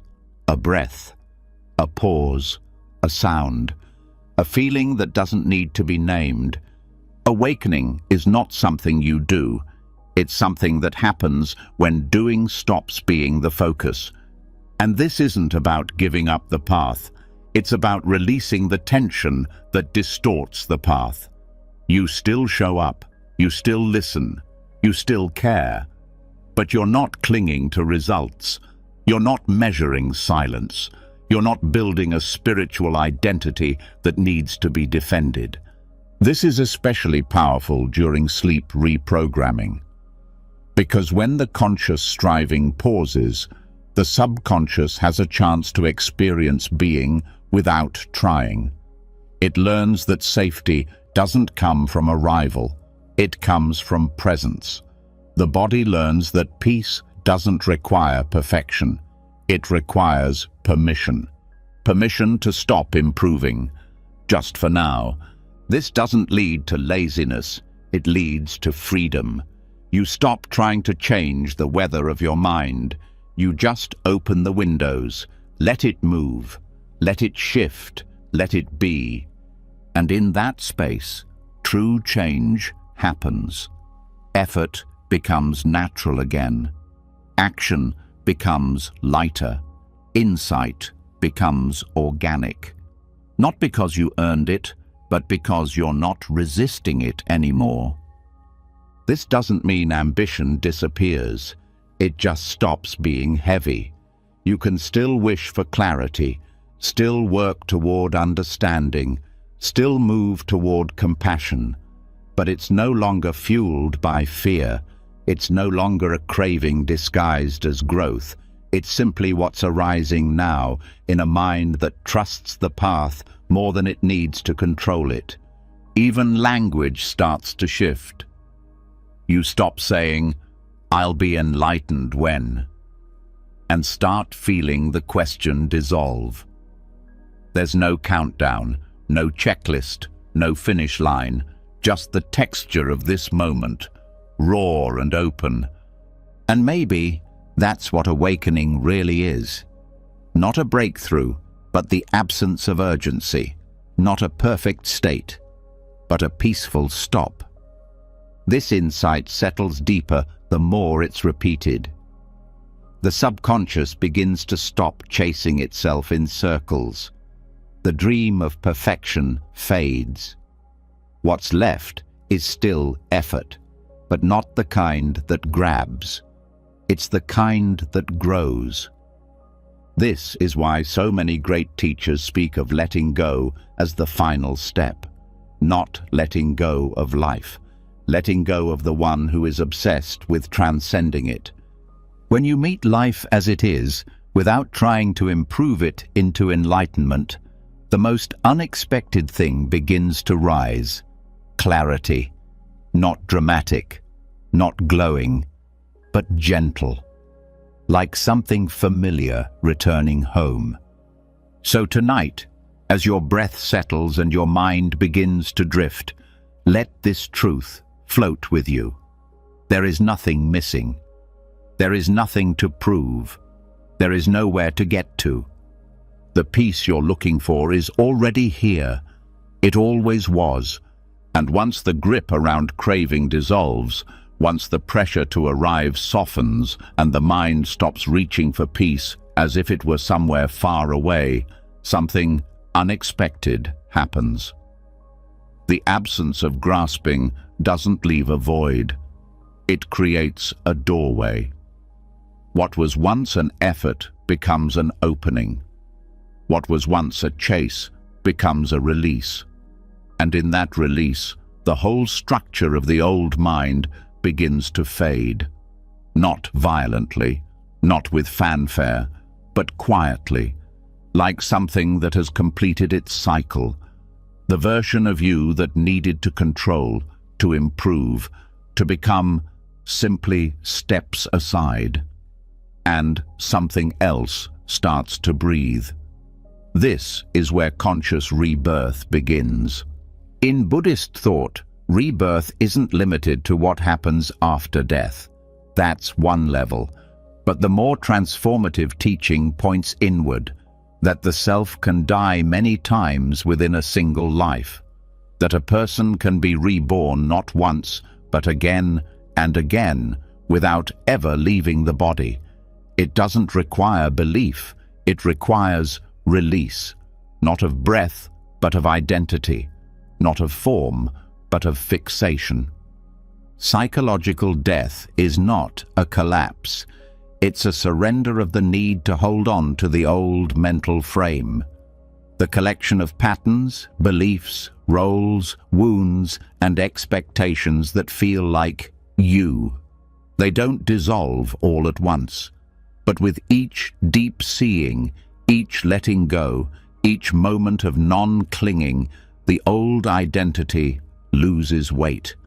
And when enough of it has fallen away, what's left is not a better self, but a freer one. This kind of rebirth doesn't come from thinking your way out of pain. It comes from watching the story fall apart on its own.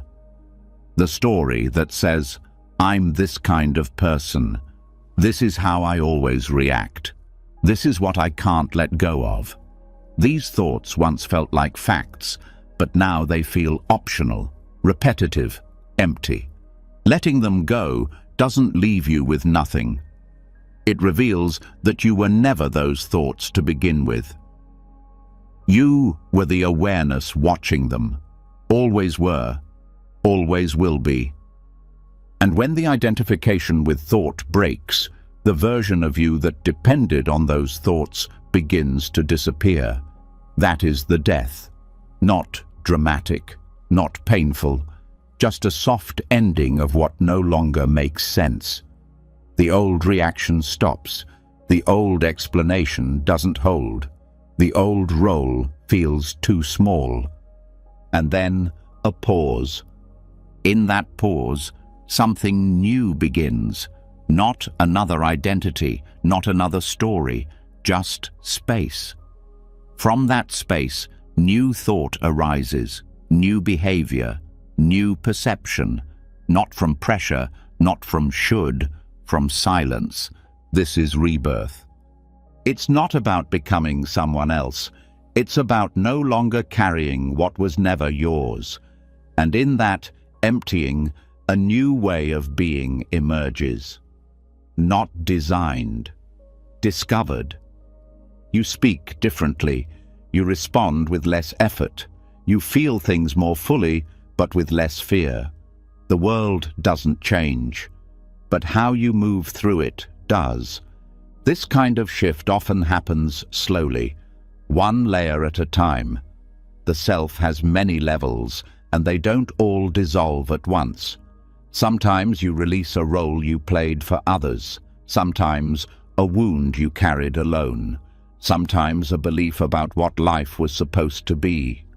Each release is its own small death. Each one makes room for something lighter to rise. Rebirth doesn't need an audience. It doesn't need explanation. It's often invisible from the outside. But on the inside, it changes everything. You're no longer living from the same assumptions. You're no longer trapped in the same grooves.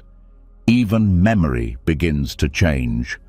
The past remains, but it no longer shapes your future.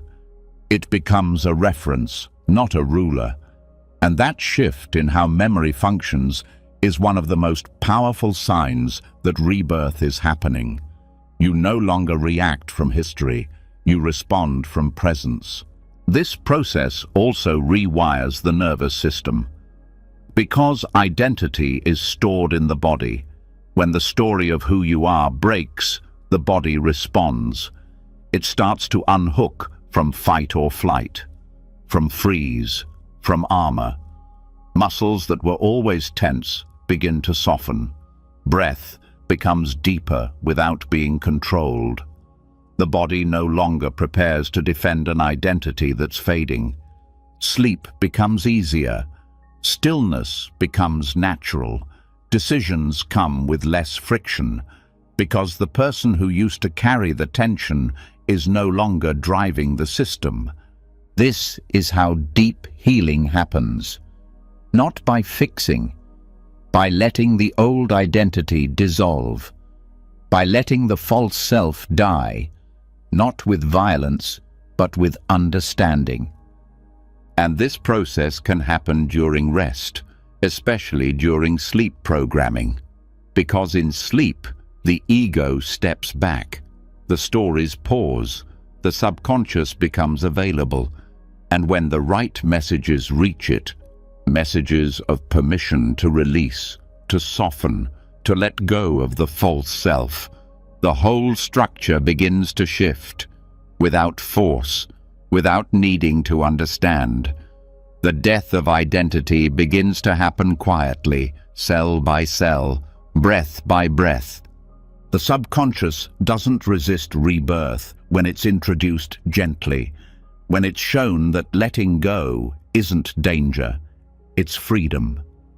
That the death of a mental role isn't annihilation, it's relief. Even the language of the mind changes. You stop saying, "This is just who I am," and start noticing, "This is just what I used to believe. This is what I used to feel. But now, that version is gone." This kind of rebirth can feel like waking up after a long sleep. You don't remember everything that changed. You just know you're different now, not in every way, but in ways that matter, in how you relate to pain, in how you carry joy, in what you no longer chase, in what you now allow. It's not a finish line. There's no final self to land on. That's the beauty. Rebirth is not once. It's a way of living. The mind lets go over and over. Each time it does, something softer rises. This is not instability. It's flexibility. A willingness to stop clinging to what no longer fits. A trust that something deeper will rise to meet the next moment. Even spiritual ambition fades in this space. You're no longer trying to arrive. You're simply allowing the next becoming to happen without pushing, without planning. You stop needing to explain yourself. You stop waiting for approval. You stop fighting your reflection.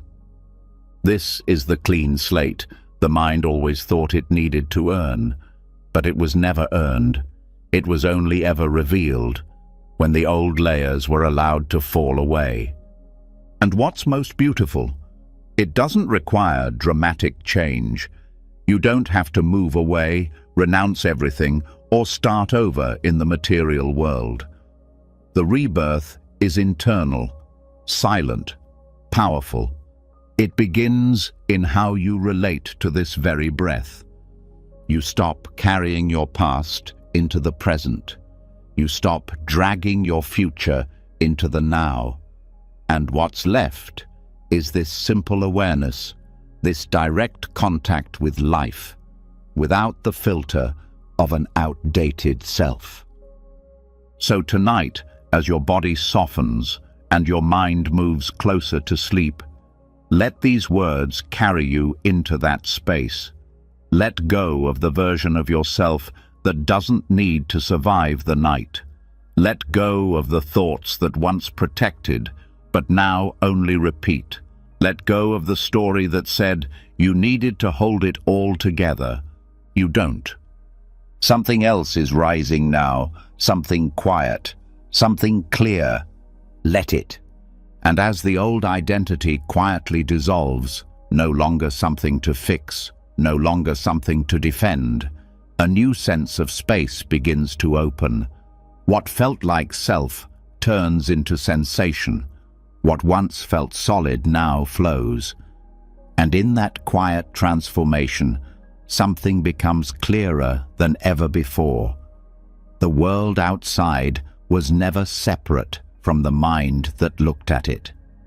The rebirth wasn't just in the self. It was in perception.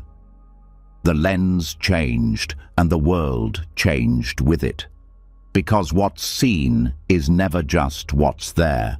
It's what the mind makes of what's there. And now we begin to explore why that matters more than anything. How the mind itself shapes reality. This is the heart of the Yogacara teachings, the consciousness-only school of Buddhism. It doesn't say the world is fake. It says the experience of the world is created through layers of mind. Every sound, shape, color, word, feeling, reaction, it's all filtered. And those filters don't sit on top of the world, they sit inside you. Which means when you shift your consciousness, what you see, hear, feel, and understand also shifts. The mirror doesn't just reflect, it interprets, it labels, it remembers. And without knowing it, the mind begins to project past impressions onto present moments. What you think you're experiencing now is often an echo of something earlier. A conversation carries the voice of a parent from childhood.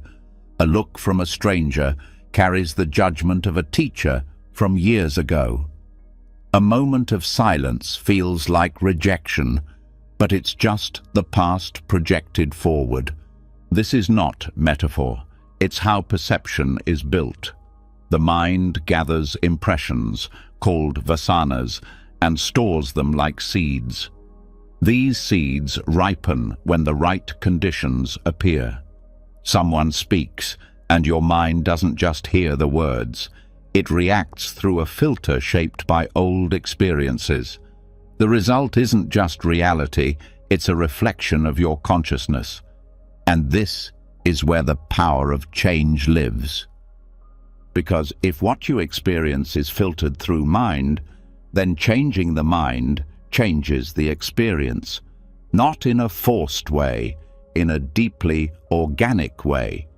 You don't have to fix the outer world. You shift the projector, you clean the lens, and the film begins to play differently. In Yogacara, this is more than positive thinking. It's deep rewiring. The subconscious holds not just thoughts, but patterns, deep emotional grooves that shape every reaction. These patterns color everything, and most of them were formed long before you could question them, which means most suffering comes not from what's happening, but from how it's being seen. Changing that doesn't require control, it requires awareness. When you start to see that the world is appearing through your habits of mind, you stop taking every reaction as truth. You start questioning why certain things always upset you, why some situations feel hopeless before they even begin. And that questioning doesn't just analyze, it unhooks the pattern. Yogacara teaches that there are 8 layers of consciousness, not just the waking mind, but deeper levels. The first 5 are tied to the senses: seeing, hearing, smelling, tasting, touching. The 6th is the mind that interprets them, the thinker. The 7th is the ego consciousness, the one that clings to identity. And the 8th is the alaya vijnana, the storehouse consciousness. This is where the seeds are stored, the root layer. The quiet field where every habit, every reaction, every emotion has been planted. And here's what matters. This field can be cleaned. It can be replanted, not by thinking harder, not by analyzing everything you've ever felt, but by gently exposing the subconscious to new impressions, new messages, new emotional tones. Over time, the seeds shift, the ripening changes, and the movie of life begins to play differently. This is what deep meditation and sleep programming can do. When the conscious mind relaxes, the storehouse opens, and in that quiet access point, new seeds can be planted. Seeds of stillness, seeds of compassion, seeds of trust. Repetition isn't just about habit, it's about saturation. The more a new pattern is introduced, especially in restful, receptive states, the more the field begins to recondition itself. You don't erase old seeds. You stop watering them. You stop feeding the patterns that no longer serve you. And you start creating new roots, built on clarity instead of fear. This is why people begin to change, not just in how they think, but in how they feel the world. They walk into the same job, but don't carry the same anxiety. They hear the same criticism, but don't collapse under it. They face uncertainty, but don't spin into panic. The outer situation hasn't shifted. The projector has. The lens is cleaner. The mind isn't trying to overlay the past onto the present anymore. It's seeing with less distortion, less story, less projection. And this clarity deepens the more it's practiced. It becomes a loop in the opposite direction. Not a loop of confusion, but a loop of presence. The more you see things clearly, the less reaction you carry. The less reaction you carry, the more clearly you see. And round it goes, reality getting lighter. Not because the world changed, but because the way you met the world did. Even dreams begin to reflect this shift. When the mind starts to absorb these teachings deeply, the dream world starts to lose its usual chaos. Nightmares lessen. Emotional symbols change. The subconscious begins to mirror the cleaner lens. You wake up calmer, less tangled, more open. This is how Yogacara reaches into sleep and shapes it from the inside, not by controlling what you dream, but by changing what the mind believes is real, even when dreaming.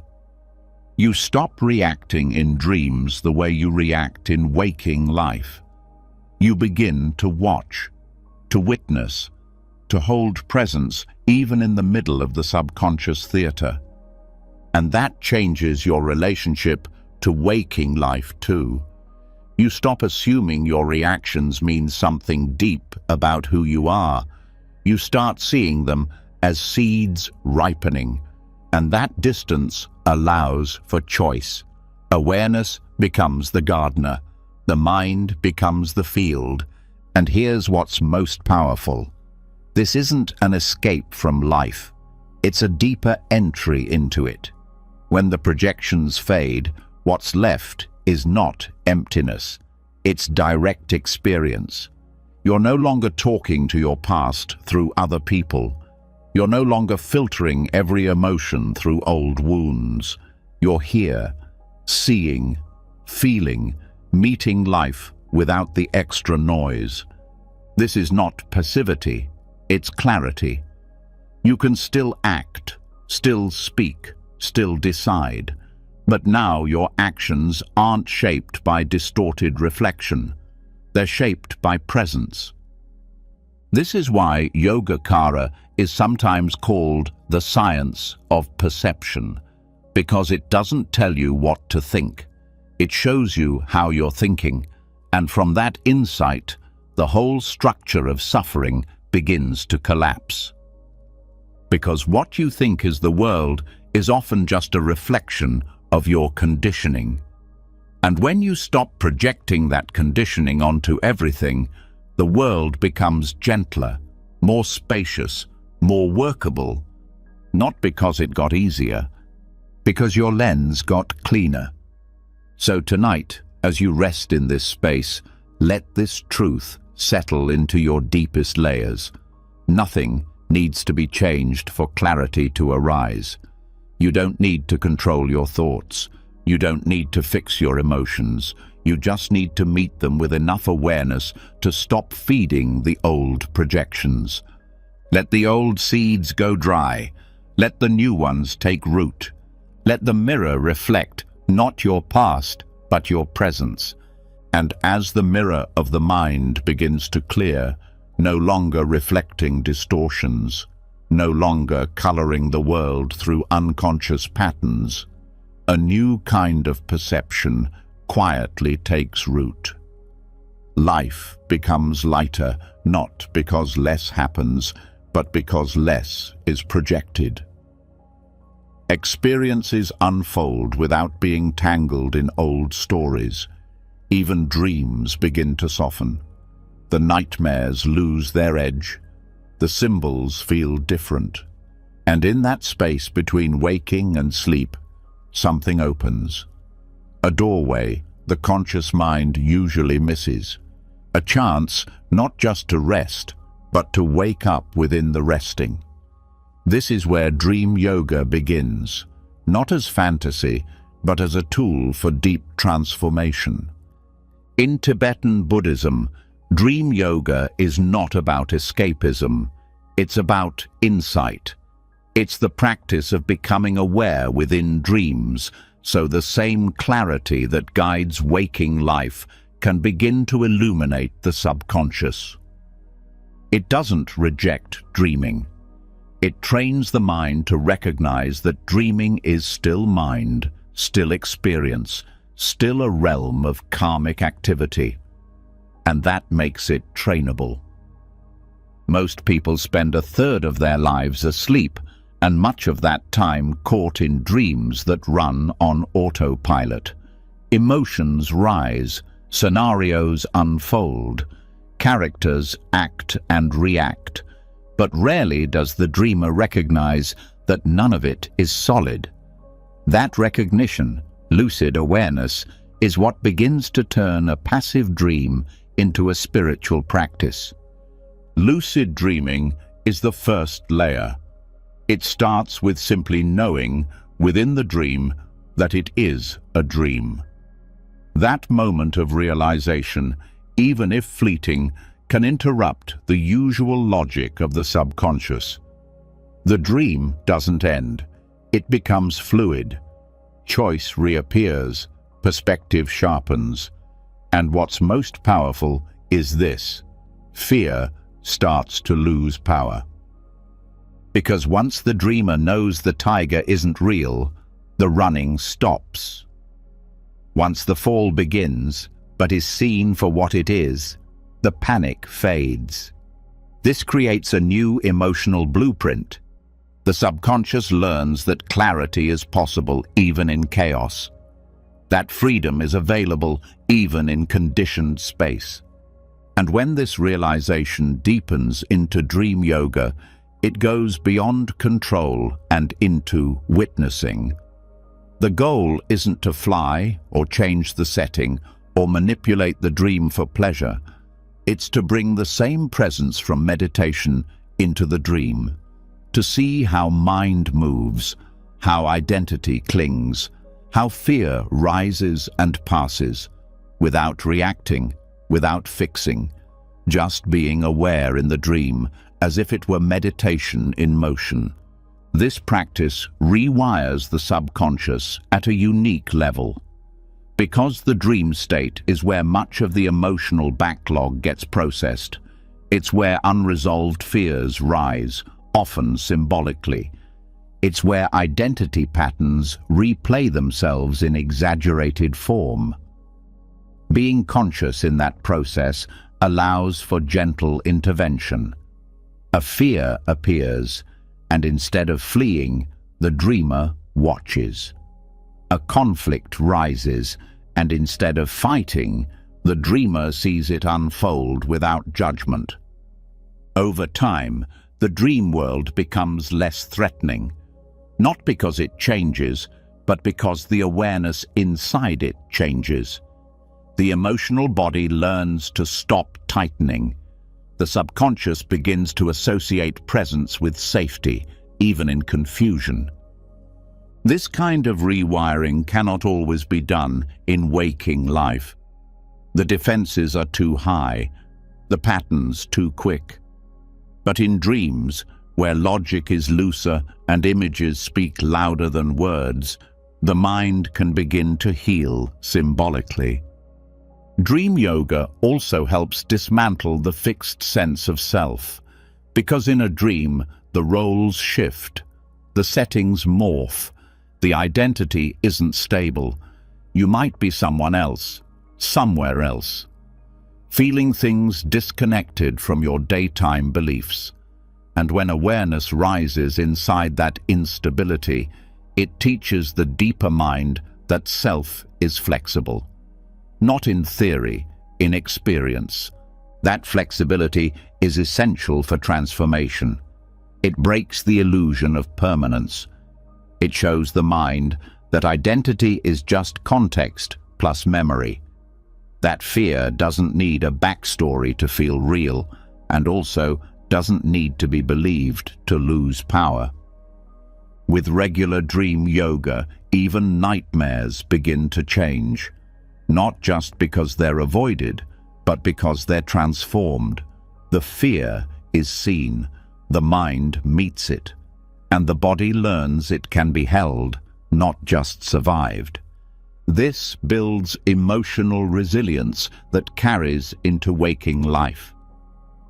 The same presence that watches a dream dissolve begins to watch waking fear dissolve too. The body stops reacting to every unknown. The mind begins to sit with discomfort longer. The heart learns it can stay open even in the presence of old pain. And this isn't about forcing control in dreams. It's about practicing presence in unfamiliar space. Lucid mindfulness isn't attention with strain. It's relaxed knowing. It doesn't need to analyze, it just sees. That kind of seeing becomes the new default in sleep, and then, slowly, during the day. Dream yoga also strengthens intention. Not willpower, intention. Before sleep, the dreamer sets a soft aim. Tonight, I want to be aware in the dream. Tonight, I want to meet whatever arises with kindness. That intention is planted in the mind before the conscious gate closes. And because the subconscious is impressionable, it listens. Sometimes it responds right away. Other times it takes repetition. But over time, the intention becomes a trigger. The dreamer starts to notice strange logic, a detail that doesn't fit, a repeated pattern, and suddenly the dream becomes lucid. The mind wakes up inside itself. That moment may only last a second, but it's enough to shift the emotional tone of the entire night. The body remembers the softness, the mind remembers the clarity, and when the dreamer wakes up, they carry a trace of that lightness into their day. Dream yoga also breaks the wall between states. You stop thinking of sleep as unconscious. You stop treating dreams as random. You begin to live with continuity of awareness, not perfect, but growing. The line between waking and dreaming gets thinner. And instead of chasing control in either space, you cultivate presence in both. This is what makes the practice sacred, not because it's rare, but because it's real.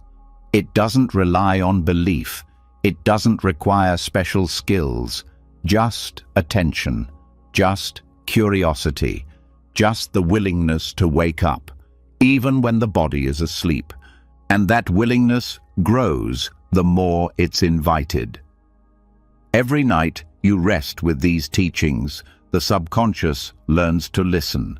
Every time you drift off with awareness near the surface, the habit of unconscious dreaming weakens. You begin to fall asleep with a trace of mindfulness, not tense, not gripping, just enough knowing to remember, this too is part of the path. Over time, even the quality of rest changes. You wake up less tangled, less heavy, because the dreams aren't running wild through old trauma anymore. They're being met, witnessed, softened. You might start to notice a gentle joy rising during the night, a kind of reverence. Because awareness, when held with kindness, creates a kind of warmth that nothing else can replace. And that warmth is what the subconscious remembers most. So tonight, let that warmth fill the space behind your thoughts. Let it soak into the layers of mind that speak in symbols and feeling. Let it become the atmosphere of your rest, not as a goal, not as something to achieve, just as something you're finally allowing. You don't need to control your dreams. You only need to stay close enough to see them clearly. And as the veil between waking and dreaming grows thinner, as awareness begins to follow you, not only through your days, but through your nights, something begins to shift at the deepest level. The mind is no longer running from itself. The shadows that once filled sleep no longer feel like threats, but messengers. The fear starts to soften. The walls between past and present start to fall. And in that gentle space, there's one more thing that becomes visible, something older, quieter, harder to name. Not loud thoughts, not heavy emotions, but quiet structures underneath them. Invisible frameworks that shape how every thought forms, how every reaction feels. These are the fetters, and if left unseen, they remain the invisible chains that keep even the most peaceful mind from full freedom. In Buddhist teachings, the 10 fetters are the deep mental knots that bind beings to cycles of confusion, suffering, and rebirth. They're not surface-level struggles. They are the architecture of the reactive mind itself. And breaking them isn't about force. It's about deep, slow recognition. Not with willpower, but with stillness. Not with control, but with clarity. The first fetter is identity view, the belief in a fixed, separate self. This isn't a concept, it's a reflex, a deep-seated sense that experience is happening to someone, that there is a core me behind the thoughts, behind the choices, and even after seeing through it intellectually, the feeling of self remains. But when watched closely, especially during quiet moments, this sense of self begins to wobble. It's seen as a construction, a narrative, a reflex built from memory and resistance. And as awareness keeps touching that reflex without feeding it, it starts to loosen on its own. The second fetter is doubt. Not healthy curiosity, but the kind of inner confusion that keeps the heart closed. The doubt that says, maybe none of this works, maybe freedom isn't real, maybe I'm the one who can't do it. This doubt doesn't scream, it whispers, it pokes holes in presence, and it cannot be argued with. It must be seen. When it's met, not with panic, but with patience, it slowly stops anchoring itself. You begin to recognize that doubt isn't a warning, it's a habit, and that habit fades when the mind stops chasing certainty and starts resting in what is. The third is attachment to rites and rituals, not respect for practice, but the clinging to form over essence. The belief that specific actions or traditions guarantee awakening. This fetter hides beneath good intentions. It turns methods into magic. But freedom doesn't come from form. It comes from understanding. When this is seen clearly, the heart stops mistaking repetition for realization. You keep the practices that bring clarity and release the ones that turn into superstition. The fourth fetter is sensual craving. This isn't about denying beauty. It's about the unconscious reaching for stimulation to escape discomfort. Food, sound, attention, stimulation, none of them are problems until the mind clings to them for relief. When awareness begins to notice craving as movement instead of identity, the energy behind it changes. Craving feels less like desire and more like restlessness. And restlessness doesn't need to be satisfied. It can be seen. It can be held. And in being held, it begins to settle. The fifth is ill will. Not just anger, but the subtle resistance to anything unpleasant. The quiet pushback against discomfort. The rejection of now. This fetter often hides behind self-righteousness. It justifies itself.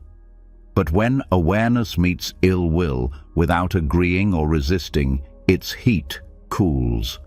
You begin to feel the first wave of resistance rise and simply stay still. That stillness breaks the chain. The first 5 fetters are called the lower fetters because they tie beings to the realm of identity and reaction. The next 5 are more refined. They don't scream, they hum. But their grip is just as strong until it's seen through. The 6th fetter is craving for form. This is the desire for refined states of peace, for bliss in meditation, for pleasant experiences in subtle realms. It's not about material comfort anymore. It's about spiritual pleasure. But the pattern is the same. Clinging. When this craving is seen, the need to recreate past stillness begins to fade. You stop chasing states and start resting in presence. The 7th fetter is craving for formless existence. This is even subtler. It's the longing to escape all form, all limitation. It hides in spiritual language, words like transcendence and purity. But at its root, it's still grasping, a more sophisticated version of running away. Awareness breaks this not by rejecting peace, but by not needing to escape into it. You learn to stay with reality, no matter how unrefined it feels. The eighth is conceit. This doesn't always look like arrogance. Often it hides as comparison, the sense of being better, worse, or equal to others. All three are rooted in self-reference. They reinforce the illusion of separateness. When awareness begins to feel how comparison limits connection, conceit starts to dissolve. You no longer need to measure your path against another's. You simply walk. The ninth fetter is restlessness, not the obvious fidgeting, but the subtle inability to stay with what is. The pull to shift attention, to adjust, to fix, to plan. Restlessness is the vibration of becoming. It resists stillness. But when the mind begins to see this movement as optional, not urgent, it starts to quiet. You learn to stay, even through the mind's attempt to move. That staying becomes freedom. The 10th and final fetter is ignorance, not stupidity, not lack of education, but not seeing, the base misperception that holds all the others in place, the illusion of permanence, of self, of control. Ignorance dissolves not through knowledge, but through insight, not through collecting facts, but through seeing the nature of reality directly. When the aggregates are seen as impermanent, when craving is seen as suffering, when awareness watches all things rise and fall without clinging, ignorance begins to fall apart. None of these fetters can be destroyed through force. They are rooted in survival patterns, in subtle conditioning, and any attempt to break them aggressively only reinforces their grip. They don't need to be fought. They need to be seen, clearly, gently, again and again. This is where true transformation happens, not through resistance, through awareness. When you sit with a fetter, not to fix it but to feel it, something begins to melt. The mind doesn't need to push it away, it just stops fueling it. And this is why sleep programming is such fertile ground, because in sleep, the resistance is lower, the grip of ego is lighter, the mind is open to new messages. When the subconscious is gently exposed to the possibility of non-clinging, it begins to unwind the fetters one breath at a time. You don't need to map every fetter. You don't need to track your progress. Awareness will reveal what's ready. And when it does, the next knot begins to loosen. The chain begins to break, not with a snap, but with a soft breath. This isn't about escaping humanity. It's about living it with less distortion, less tightness, less fear. Each fetter that falls brings more space, more compassion, more peace that doesn't rely on conditions. So, tonight, as your body softens and your breath slows, let these old bindings surface without fear. You don't need to name them. You don't need to fight them. Just stay close. Just watch. Let awareness do what effort never could. The mind knows how to free itself, if it's allowed to feel without grasping. And now, we continue. And as the inner chains start to weaken, not snapped, but softened through still attention, something new begins to appear beneath the surface. Not a new identity, not a different version of the self, but a kind of space that was always there, only hidden behind movement. No longer pushed by craving, no longer pulled by resistance, the mind finds itself in a strange and powerful place. Nothing to fix, nothing to hold, just presence. Just a pause deep enough that something ancient inside begins to heal on its own. This is not silence as most know it. It's not the absence of noise. It's not being quiet to appear calm. It's something deeper, something cleaner. This is noble silence, a reset that doesn't come from doing, but from stopping. In the Buddhist tradition, noble silence is often spoken about in terms of external speech. Silence of the mouth, not engaging in chatter, not filling the space with unnecessary words. But at its heart, noble silence is internal. It's the quiet that happens when the mind stops narrating, when thoughts still come, but the voice that claims ownership goes quiet, when sensations still arise, but the need to name, analyze, or explain them fades. This kind of silence isn't just peaceful, it's transformational. Because in that silence, programs begin to shift, not through effort, through absence of interruption. Much of what clutters the inner world are stories, loops of thought that keep emotions trapped in place. Something is felt, but before it has a chance to move, the mind rushes in to label it, to judge it, to ask why it's there, to dig for a cause. And in that reaction, the feeling stays stuck. It doesn't get released. It gets looped, repeated, prolonged. But when silence is held, not as suppression, but as allowing, those feelings complete their cycle. They rise, they swell, they dissolve, without being touched by commentary, without being dressed in meaning, without becoming part of identity. This is what makes noble silence so rare. It requires doing nothing with precision, not avoidance, not zoning out, not distraction, but staying with what's here and refusing to interrupt it, refusing to narrate the moment into something familiar. When this kind of silence deepens, the subconscious begins to trust the space.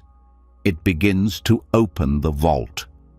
Old impressions start to rise, not because you're digging, but because the system knows it's safe now.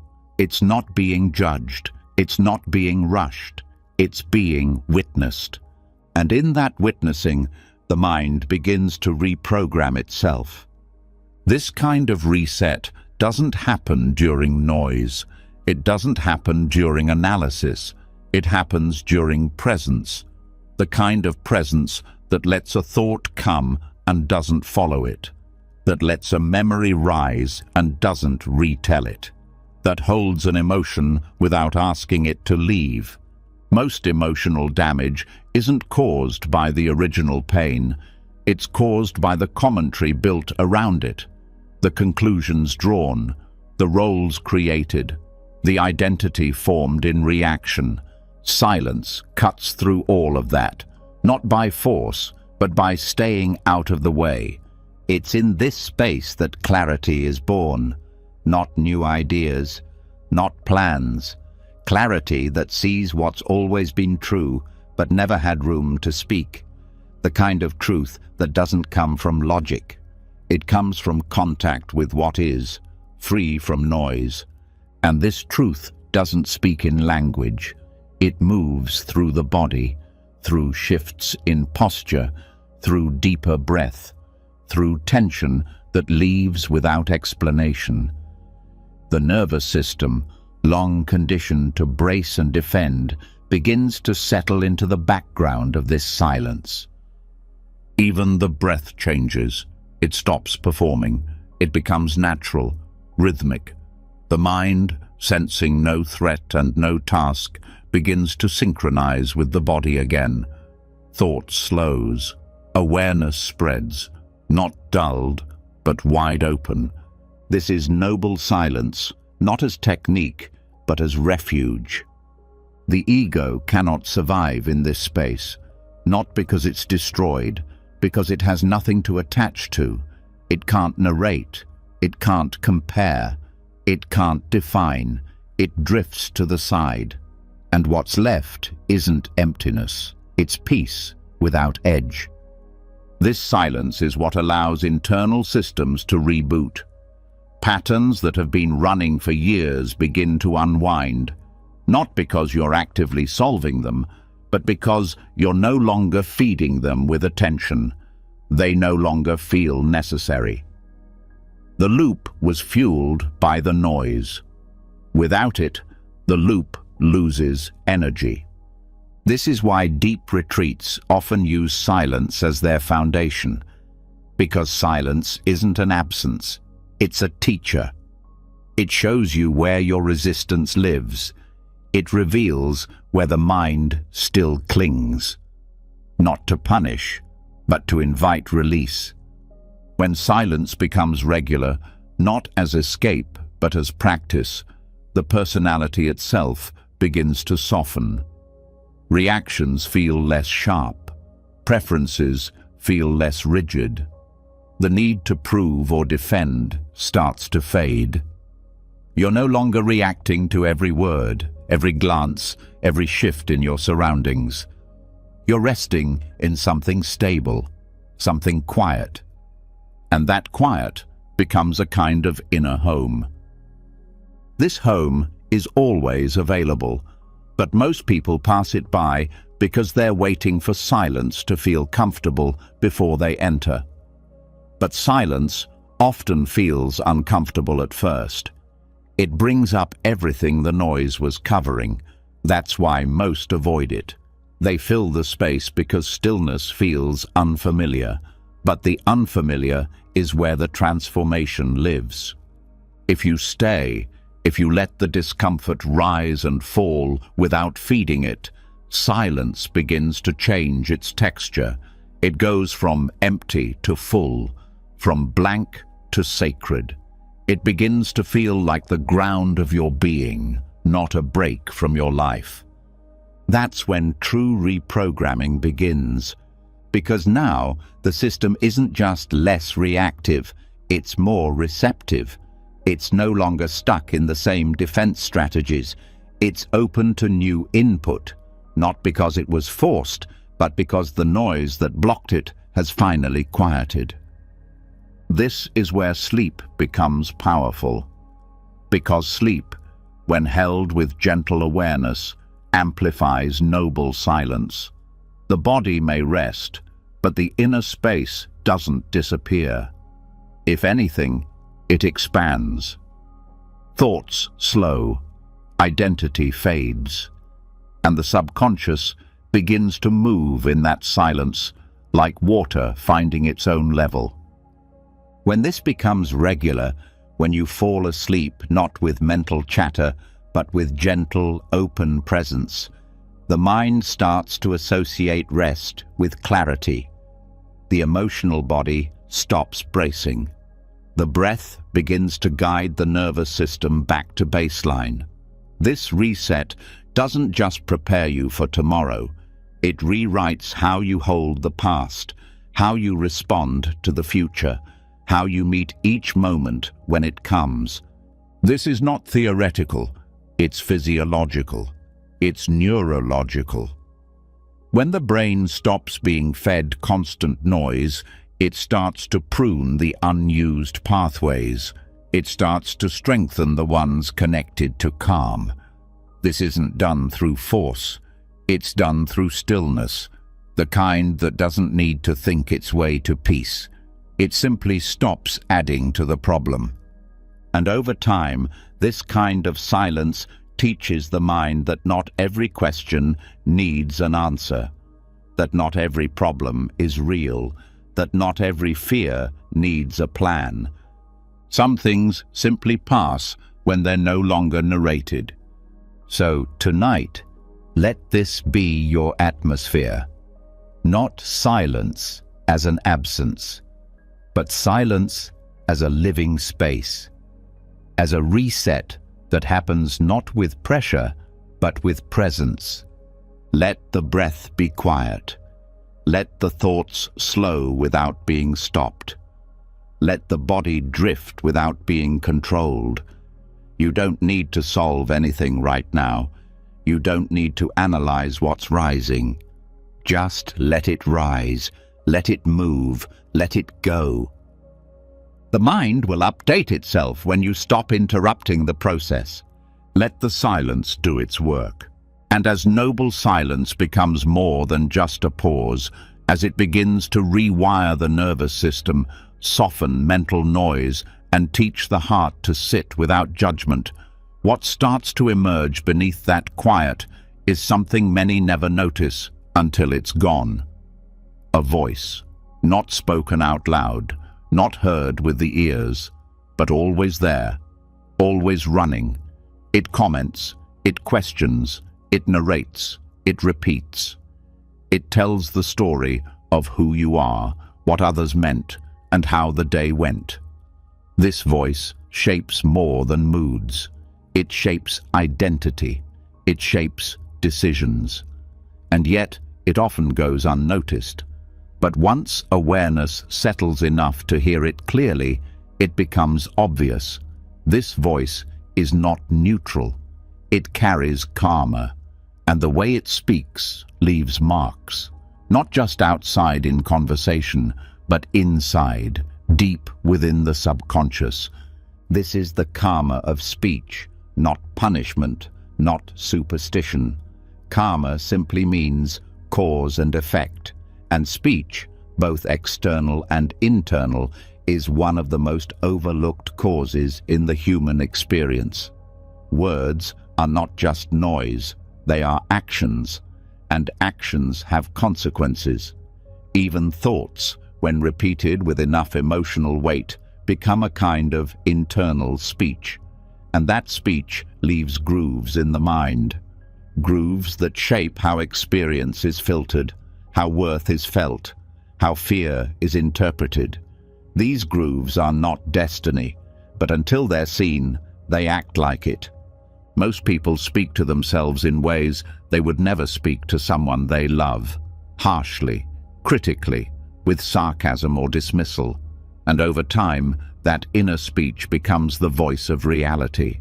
The subconscious doesn't analyze tone, it absorbs it.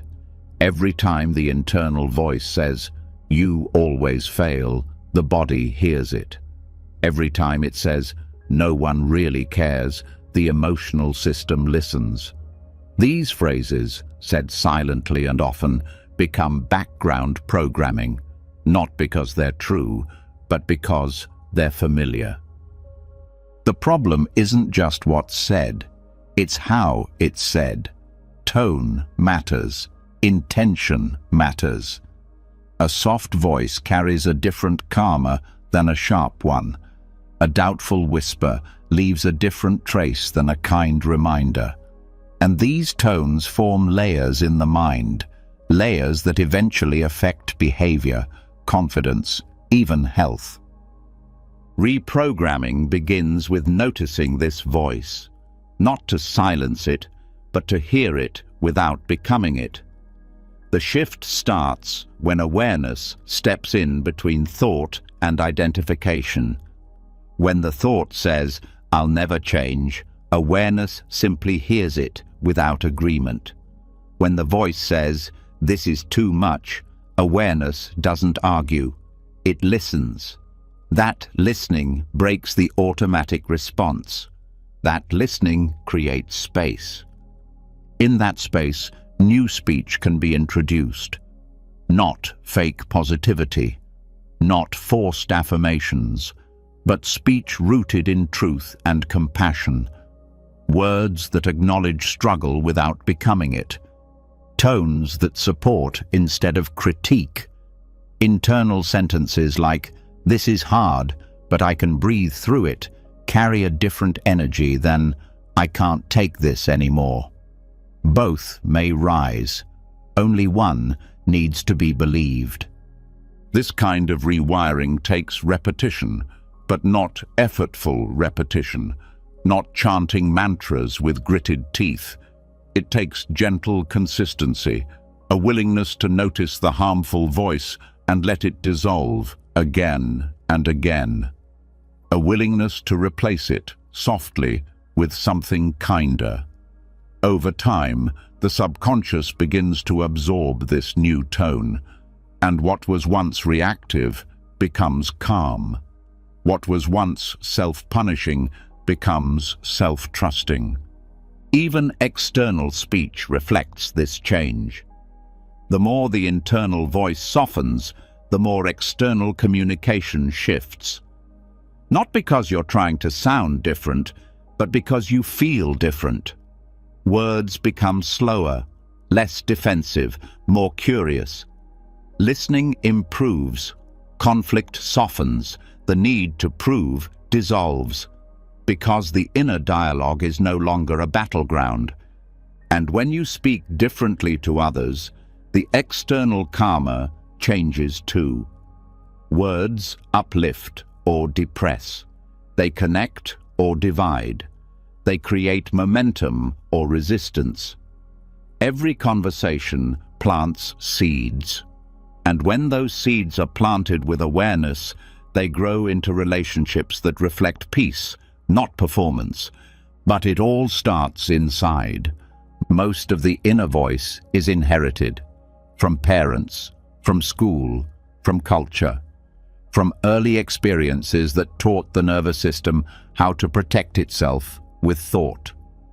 The mind repeats these voices not because they're helpful, but because they feel like home, even if that home is painful. Recognition breaks the spell. The moment you hear the voice as a pattern, not a person, you gain the freedom to choose something else. And that choice doesn't need to be loud. It can be as small as noticing a harsh thought and replacing it with silence, or saying gently, "That's not true anymore," or even just breathing and letting the voice float by without comment. This isn't denial, it's discernment, because not every thought deserves a microphone, not every fear needs narration, not every memory needs a moral. Over time, the body begins to respond. Muscle tension eases, the breath slows, the chest opens, because the internal voice is no longer a threat. It becomes a companion, a quiet presence instead of a judge. Sleep becomes deeper, waking becomes lighter, emotional pain becomes easier to hold, because the voice holding it has changed. Even dreams begin to shift. The subconscious starts to reflect the new tone. You stop waking with dread. You stop carrying yesterday's criticism into today's decisions. You begin to hear the new voice before the old one finishes speaking. This is the subtle power of karmic speech. It shapes your world from the inside out. The Buddha taught that right speech isn't just what you say to others, it's what you say to yourself. It's how the mind communicates with its own layers. And when speech becomes aligned with awareness, with care, with truth, karma shifts. This doesn't mean the inner critic disappears. It means it stops leading. It means the wiser voice, the one that sees clearly, holds gently, and speaks only what's needed, becomes louder, not in volume, but in presence. This voice doesn't rush. It doesn't dramatize. It doesn't try to fix you. It simply reminds you of what's true, of what's steady, of what's already whole beneath the noise. And this voice can be trained through meditation, through reflection, through repetition in sleep states. The brain is always listening, and when it hears a kinder rhythm, it starts to change the music of the mind. That change is slow, It's quiet, but it's lasting. It shows up when you wake up and the first thought isn't dread, but calm. It shows up when you fail and the voice doesn't punish. It reassures. It shows up when you speak and your words carry clarity instead of defense. That's when you know the karma is shifting. Not because you've added anything fake, but because you've stopped repeating what no longer serves. So tonight, as you drift into rest, let the internal voice soften. Let the words slow. Let the sentences become fewer. You don't need to solve anything right now. You don't need to correct yourself. Just listen. And where there is silence, let that silence speak in kindness. Let it shape what comes next. And as the voice within softens, no longer tearing down, no longer gripping tightly to old scripts, what starts to rise in the silence isn't just relief, it's memory. Emotional layers long buried, fragments that never found closure, pain that never got to finish unfolding. But this time, it doesn't come with panic. It arrives quietly, curiously, like something waiting to be seen clearly for the first time.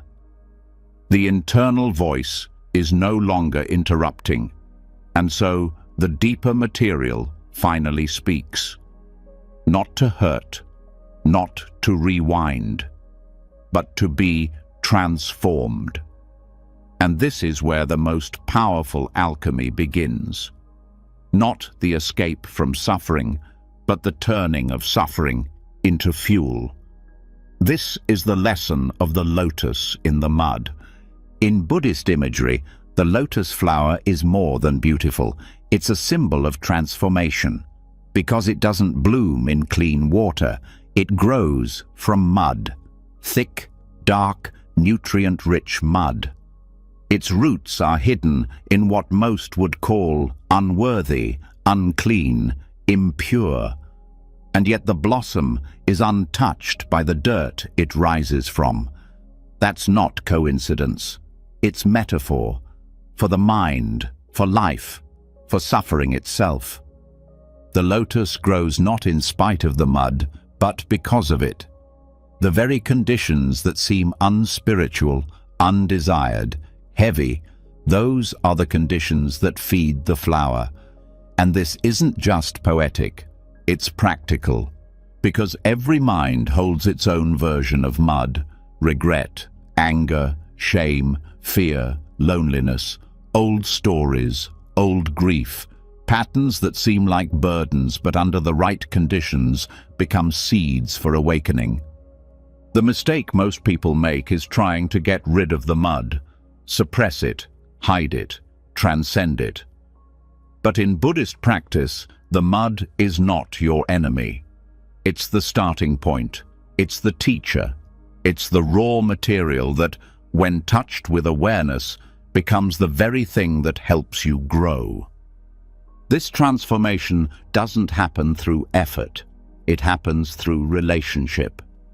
The way you relate to pain determines what it becomes. If you resist it, it hardens. If you cling to it, it grows heavier. But if you hold it gently, with attention but not identification, it starts to soften. And in that softening, it begins to change.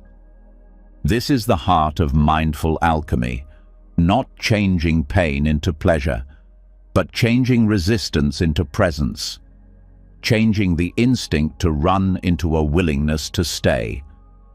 That shift changes everything. Emotions like grief or rage or despair carry energy. That energy is not toxic in itself. It becomes heavy when it's repressed or clung to. But when awareness meets it fully, without analysis, without story, it starts to unfold. The energy releases, insight follows. This is why suffering, when met directly, often leads to clarity. It breaks down defenses, It reveals what matters. It strips away what's false. And in that empty space, a new way of being can take root. The lotus grows toward light because it has to. That's its nature. And the mind, when not blocked by resistance or judgment, does the same. It wants to rise. It wants to awaken. But the path upward is fueled by what was once below. Even the most intense suffering, loss, betrayal, trauma, can become fuel. Not by glorifying it, not by pretending it didn't hurt, but by allowing it to deepen your awareness, to soften your certainty, to expand your compassion. Many people discover this after the pain. They look back and see that the hardest moments changed them, gave them empathy, broke down arrogance, opened the heart. But what if that transformation didn't have to wait? What if the pain could be seen differently while it's here? That's the power of mindful presence. It doesn't need time to rewrite pain. It needs willingness. The willingness to stop asking, "Why is this happening?" and start asking, "How can I meet this clearly?" Pain is inevitable, but suffering is the added story, the inner resistance, the identification, the comparison. This shouldn't be. I'm failing. This means I'm broken. These thoughts don't help. They trap the mud. They harden it. But the lotus doesn't try to change the mud. It grows through it. In practice, this means sitting with sadness and not trying to explain it. Holding anger without needing to direct it outward. Letting shame arise without attaching to its narrative. These moments are not easy, but they are sacred, because they are the moments when the system starts to trust itself again. When the mind learns it can hold pain without being shattered. This builds emotional resilience, not by toughening the heart, but by softening it. You become strong not because you suppress emotion, but because you can feel it without drowning. That capacity grows each time pain is met with attention instead of reaction. Over time, the mud becomes less frightening. You stop fearing dark moods. You stop avoiding uncomfortable truths because you've seen again and again that they pass, that they bring wisdom, that they contain hidden roots of growth. This also changes how you relate to others. You stop needing people to be perfect. You stop judging their mess because you've sat with your own. And that sitting taught you that beneath every outburst is a wound. Beneath every defense is a fear. And beneath every fear is the longing to be free. That understanding creates compassion, not sentimental kindness, but grounded empathy. The kind that sees someone's mud and knows there's a flower waiting to grow. Even dreams begin to shift. The more your waking mind stops resisting emotional pain, the more the subconscious reflects that. Nightmares turn into messages. Recurring symbols lose their edge.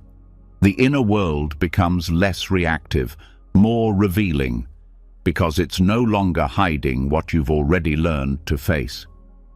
This shift is subtle. It doesn't always look like progress. Sometimes it looks like stillness, like sitting with an ache and not moving away, like waking up with sadness and not needing to fix it. That stillness is growth, because it means the mud is no longer being feared, it's being felt. And when it's felt fully, it changes shape. Not into joy, not into bliss, into something more real. Presence, depth, truth. You begin to move through life with less performance, more honesty, less armor, more breath. You start to live from the root instead of the reaction. And that's when the lotus opens. Not because the mud disappeared, but because you stopped believing the mud meant something was wrong. So tonight, as the quiet grows deeper and the mind begins to let go, let the mud be here. Let the old emotions rise without panic. Let the memories pass without meaning. Let the pain show itself without needing to be chased or cured. It's not the enemy, it's the soil, it's the source. Let it feed what's coming next. And now we continue, and as the mind finally begins to accept the mud for what it is, not a flaw, not a failure, but the starting point for something profound, what once felt like a burden becomes a kind of nourishment. Not all at once, not as an epiphany, but as a quiet shift in how suffering is held. No longer avoided, no longer clung to, pain becomes part of the unfolding, and that unfolding reveals something even deeper, something hiding in the structure beneath every emotion, every memory, every expectation. The hidden framework that keeps the loop of suffering alive. Time. Not the kind on a clock, not the passing of days, but mental time. The idea of past and future as real, solid things. The belief that yesterday is something we carry and tomorrow is something we owe. This illusion isn't just a concept. It's a trap. And what keeps trauma and anxiety alive is not the event. It's the time framework the mind uses to hold it. In both Zen and Theravada Buddhism, the illusion of linear time is seen as one of the most subtle but powerful obstacles to freedom, because it gives the mind a story to live inside, a before and an after, a what happened and a what could happen, and in that split, presence disappears. The past, in memory, becomes a weight. Not because it's still happening, but because it's still being repeated. Not consciously, automatically, through thoughts, feelings, reactions that trace back to moments that no longer exist. The mind pulls them forward, overlays them on now, and treats them as current. This is how trauma lives on, not in the body alone, but in the mind's time structure. The future, on the other hand, becomes pressure. Endless what-ifs, imagined failures, plans upon plans that never settle. And this anxiety becomes real, not because it's true, but because the mind believes in tomorrow as something it must prepare for at all times. Both are illusions, not because nothing ever happened or will happen, but because neither the past nor the future exists as experience. Only thought, only mental projections. This isn't philosophy, it's medicine.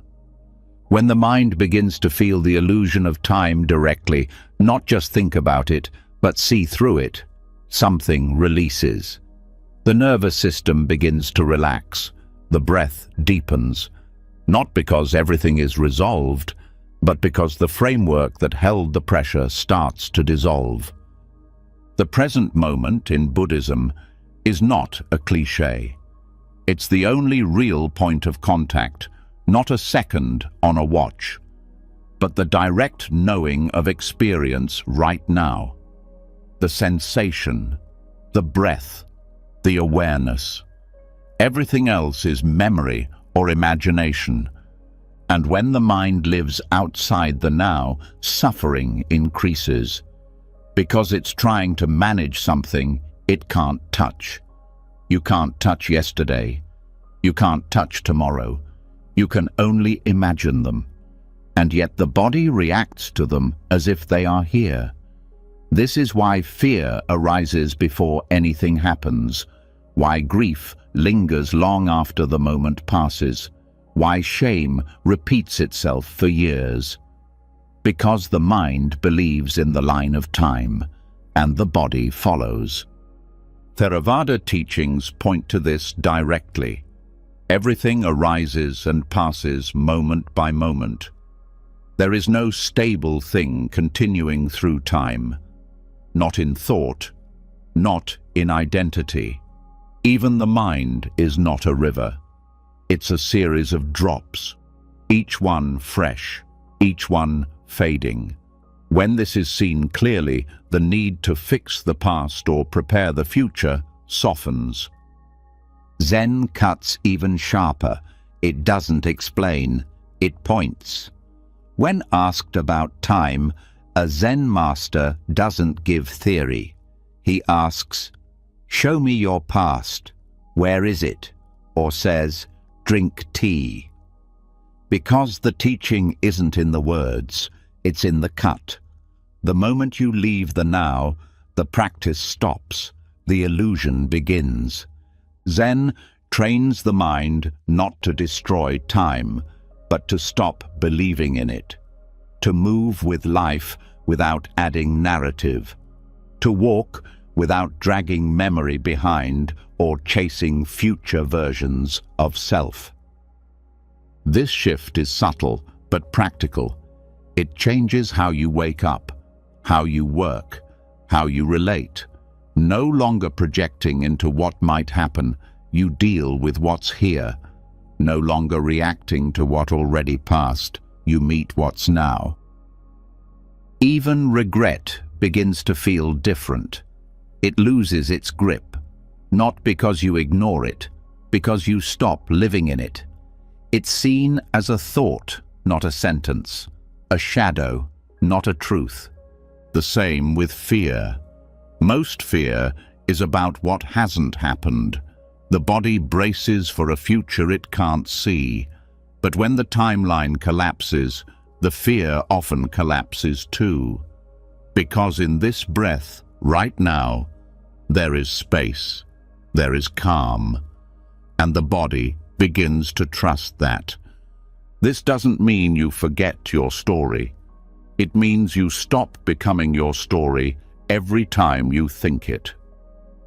Sleep becomes deeper when this insight lands, because much of restlessness at night is about time, the future you're not ready for, the past you can't forget, thoughts spinning. But when the mind is reminded that none of that is here now, the system releases.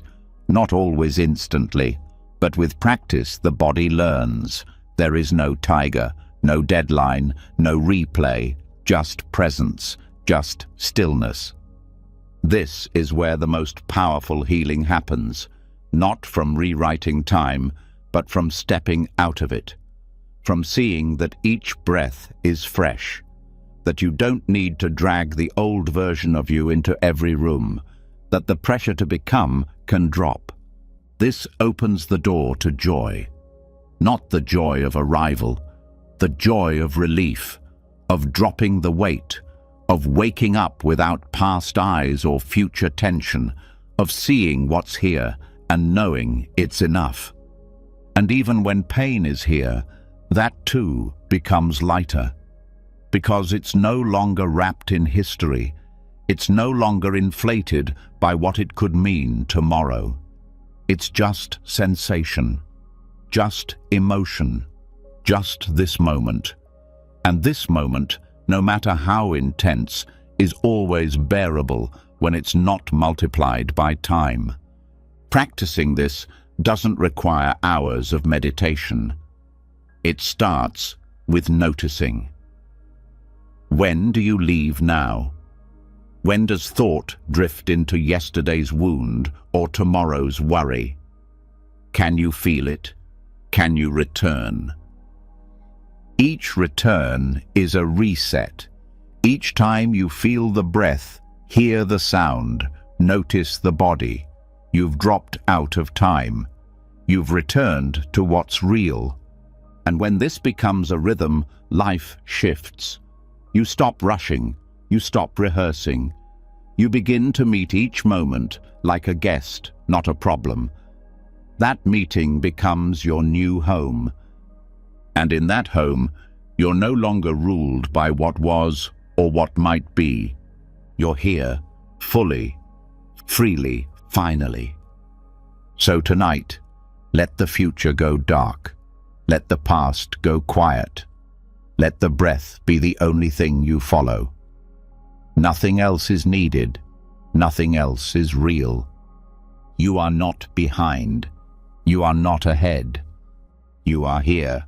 And now we continue. And as the concept of time begins to collapse, not in a rush of thought, but in a deep slowing down of attention, something becomes startlingly clear.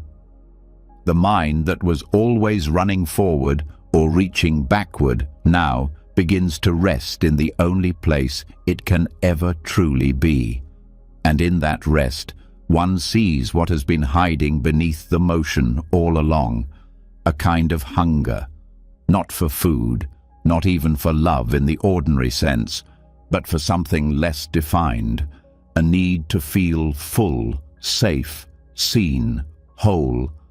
That need keeps shaping behavior without asking permission, and even when time has dropped away, the pull still lingers.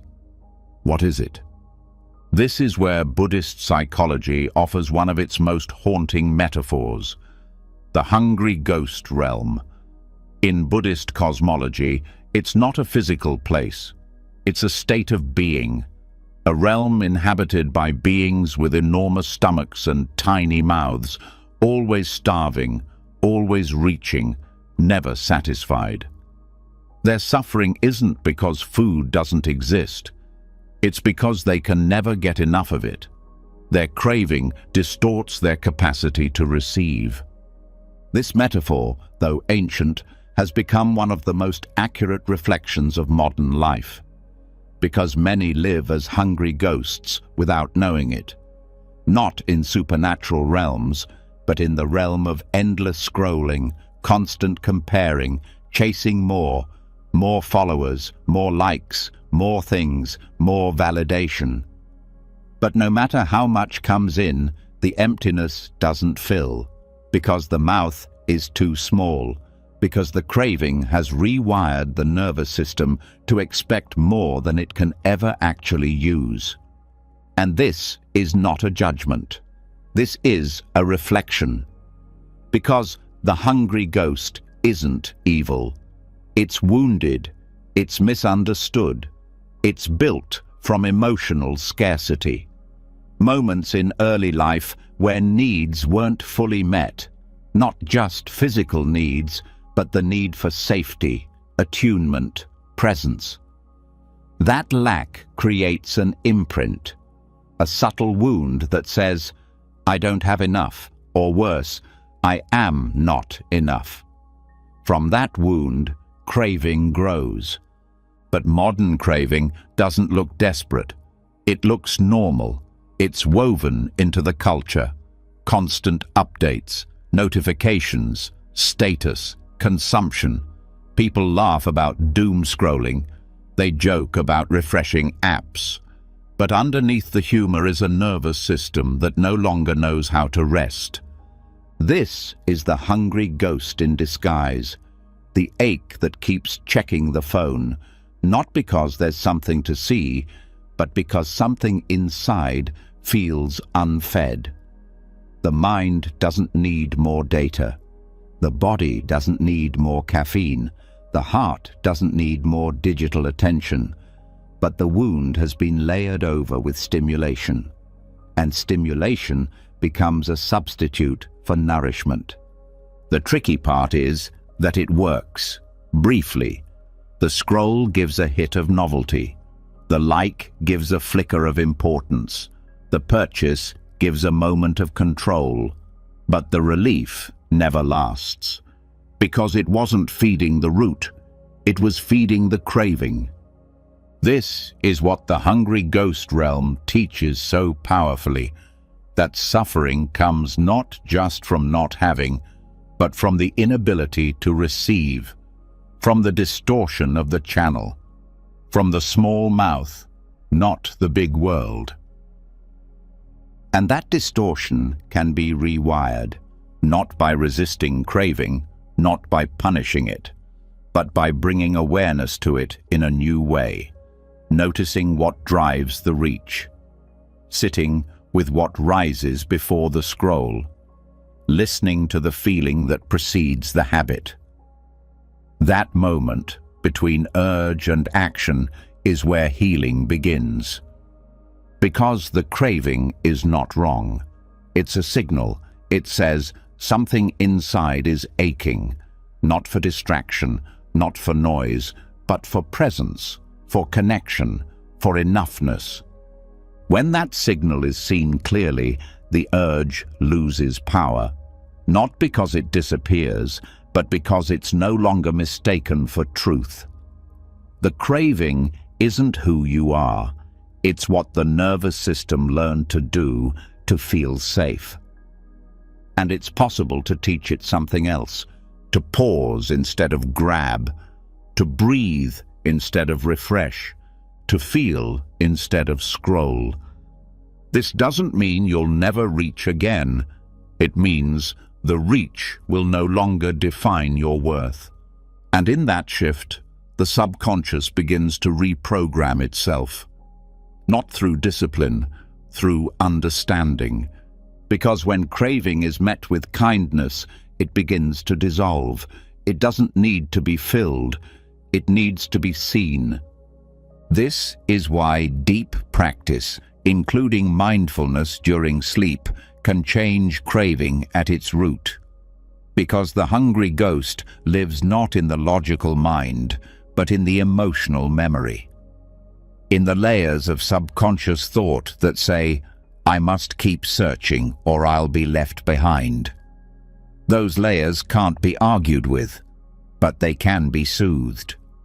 Each time you sit with discomfort and don't run, the ghost quiets.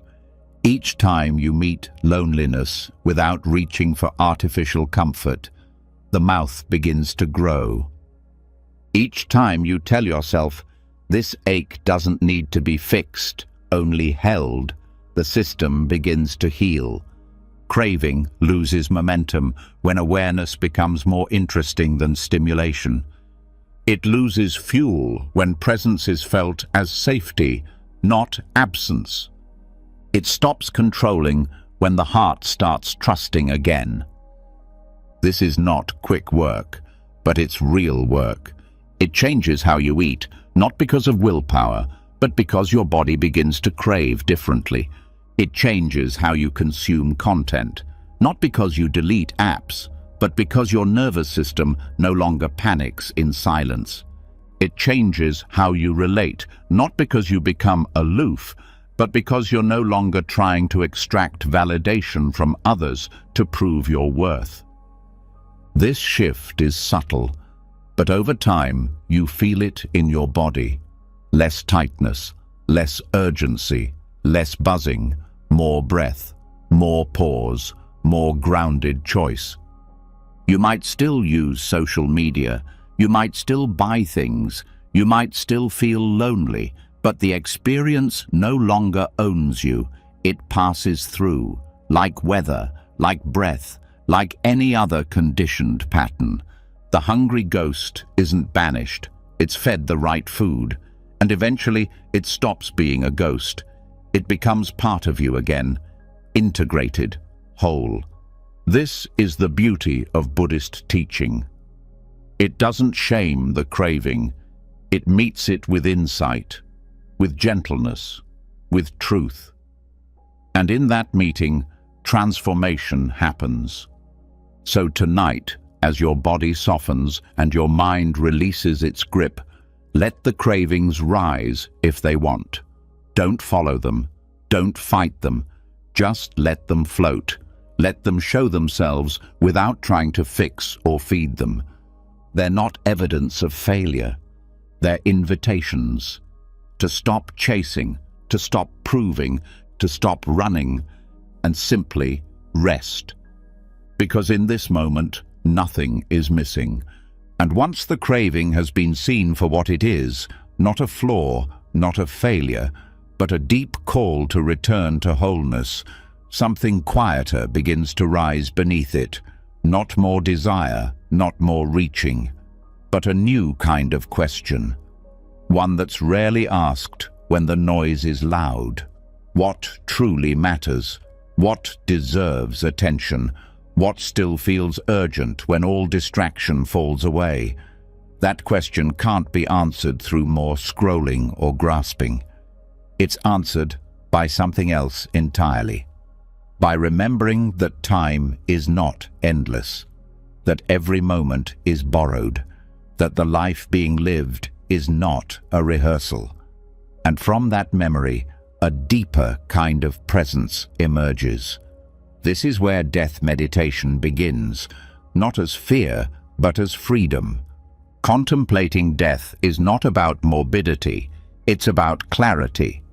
In the Buddhist tradition, death meditation is a core practice, not to scare the mind, but to clean it, to show what is real, to shake off illusion, to bring attention back from fantasy, from regret, from craving, and place it gently on the preciousness of now. The phrase memento mori means, remember you must die, not as a threat, as a truth. And within that truth is a strange, unexpected peace. Because what's often called anxiety is at its root resistance to impermanence, the attempt to control what cannot be held, the attempt to stretch time beyond its nature. But when the mind is reminded, softly, patiently, that nothing stays, the grip loosens, the fear lightens, not because anything outside has changed, but because the illusion of forever no longer holds. When death is seen clearly, life becomes lighter. The unnecessary arguments stop feeling worth it. The inner critic loses volume. The pressure to be perfect starts to fade. Because the one thing that's certain, that every breath is finite, makes everything else fall into place. Not through guilt, through perspective. Sleep meditation is the perfect time to work with this practice, because at night the layers soften, the defenses quiet, the subconscious opens, and the gentle presence of death, when approached without fear, becomes a guide, not a ghost. It starts to rewire the emotional brain, not to obsess over endings, but to release what no longer serves, to make space for what actually matters. There is no need for visualization of decay or dramatic endings, just the felt truth. This breath will pass. This body will pass. These thoughts will pass. Everything will pass. And in that passing, something is revealed, something still, something timeless, something untouched by the rush. This is not nihilism. This is intimacy with life, because only in remembering death do we truly meet life. Only then does the smile matter more than the schedule, the breath more than the checklist, the kindness more than the opinion. In Buddhist monastic practice, monks often chant the 5 remembrances. One of them states, "I am of the nature to die. There is no way to escape death." This is not recited to provoke dread. It's recited to create freedom. When there's no way to escape, the fight to control stops. And when the fight stops, peace enters. Peace isn't found in avoiding death. It's found in not needing to fear it anymore. That fear, which lives quietly in the background of modern life, drains the body. It feeds anxiety. It powers avoidance. But when death is no longer hidden, it loses its sting. It becomes a compass. The subconscious holds many false assumptions, that there will always be more time, that someday everything will be aligned, that discomfort can be endlessly postponed. These assumptions create pressure. They keep the mind on edge. But when death becomes part of daily reflection, even gently, the subconscious begins to reprioritize.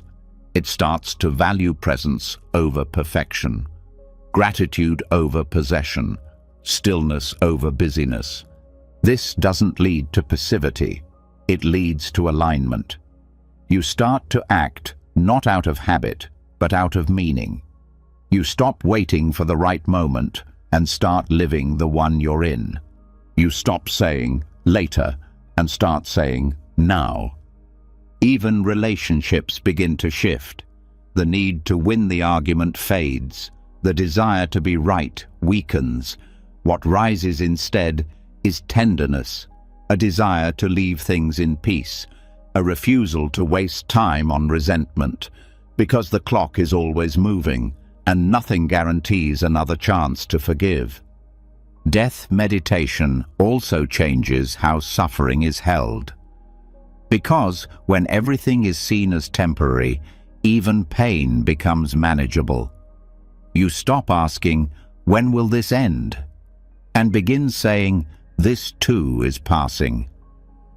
That shift turns resistance into presence.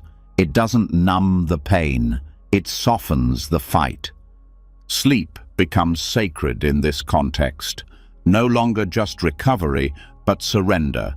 A little death each night, a letting go. And when death meditation is introduced during this transition, it teaches the body to rest without clinging, to drift without fear, to lie down not just physically but mentally, to release the day with love, not regret.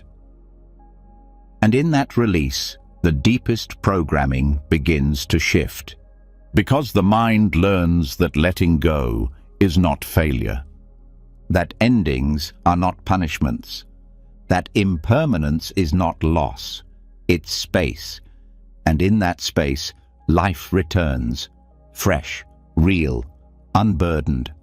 This is why ancient teachers didn't avoid death. They sat with it. They walked in graveyards.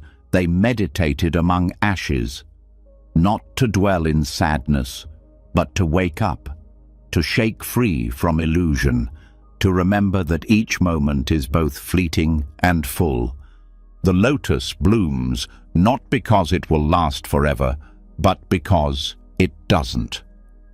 And when that truth is held, the striving quiets, the craving softens, the fear lifts. You don't stop living, you start. So tonight, as you close your eyes, let the idea of death sit beside you, not as a shadow, but as a friend. A reminder that nothing is promised and everything is precious. Let each breath be a gift you didn't have to earn. Let each heartbeat be enough. Let each thought rise and fall without needing to hold it.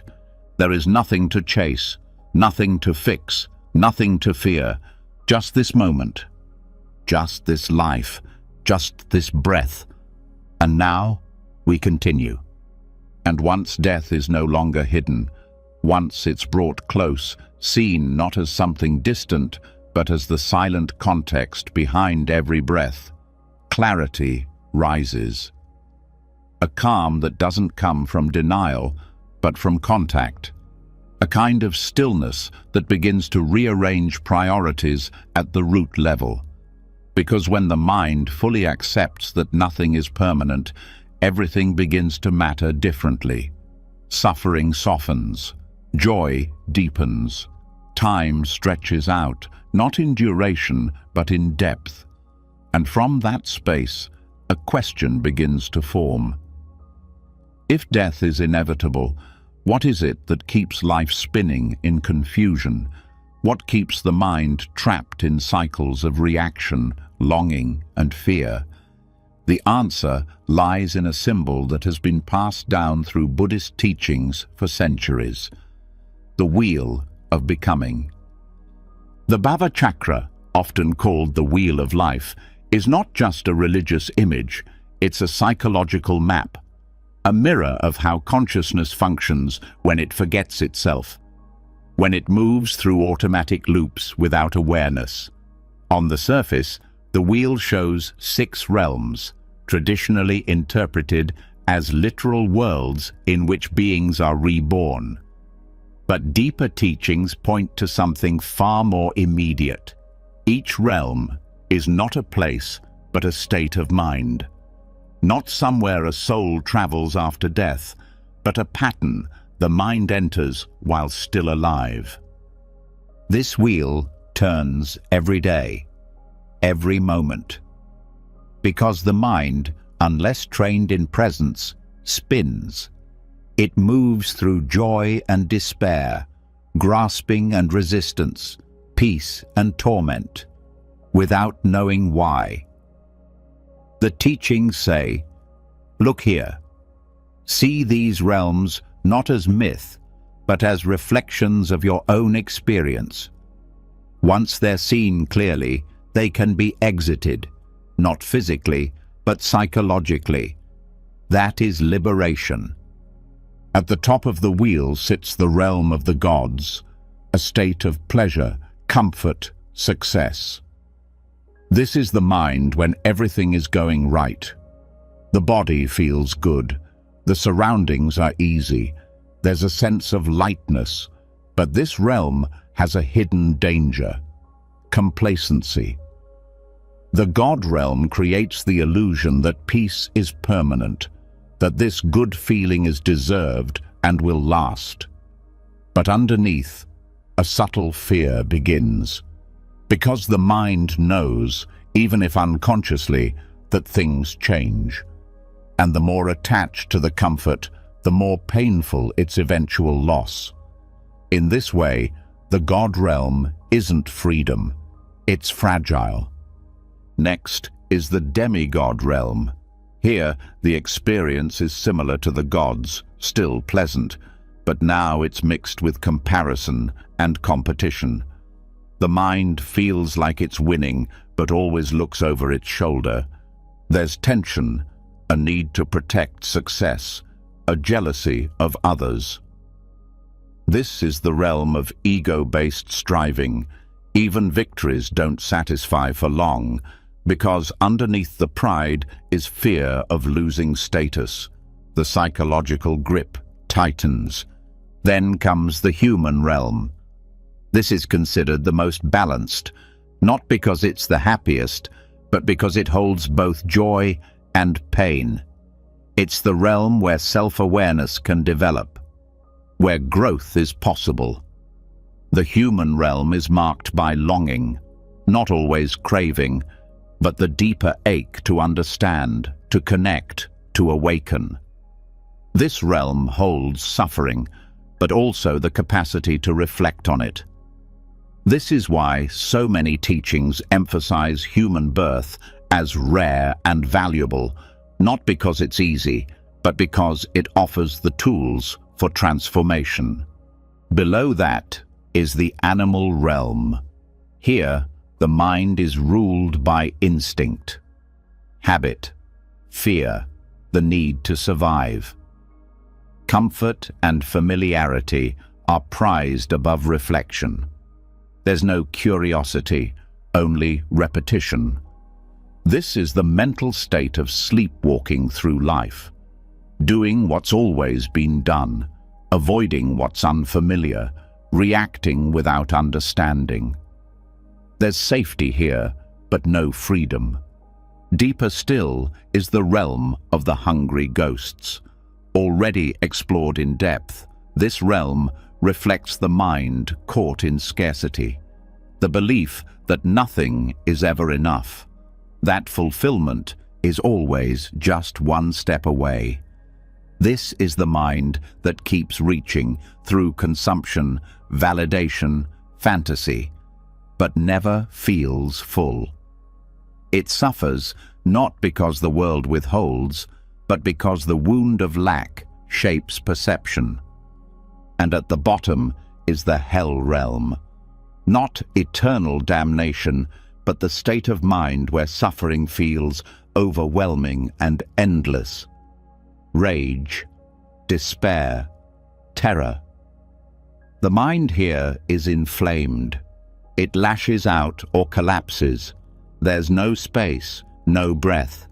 This state often follows trauma, deep betrayal, or prolonged stress. It feels inescapable, but it's not permanent. What all these realms have in common is this: they are not fixed. The mind moves between them rapidly. You can be in the God realm 1 hour and the hell realm the next. You can cycle through all 6 in a single day. This is the wheel turning. Not because life demands it, but because the mind has not yet seen through the illusion of self and story. At the center of the wheel are 3 animals: a pig, a snake, and a bird. These represent the 3 poisons: ignorance, hatred, and craving. Ignorance, the pig, is not stupidity. It's not seeing. The mind fails to recognize its own nature. Hatred, the snake, is resistance, pushing away what feels unpleasant. Craving, the bird, is attachment, grasping at what feels pleasant. These 3 drive the entire wheel. They spin it. They keep the states repeating. But there's a way out. In the corner of every traditional Bhavachakra painting, the Buddha is shown pointing to the moon. The moon represents liberation, enlightenment, the possibility of exiting the wheel entirely, not by destroying the realms, but by no longer being bound by them.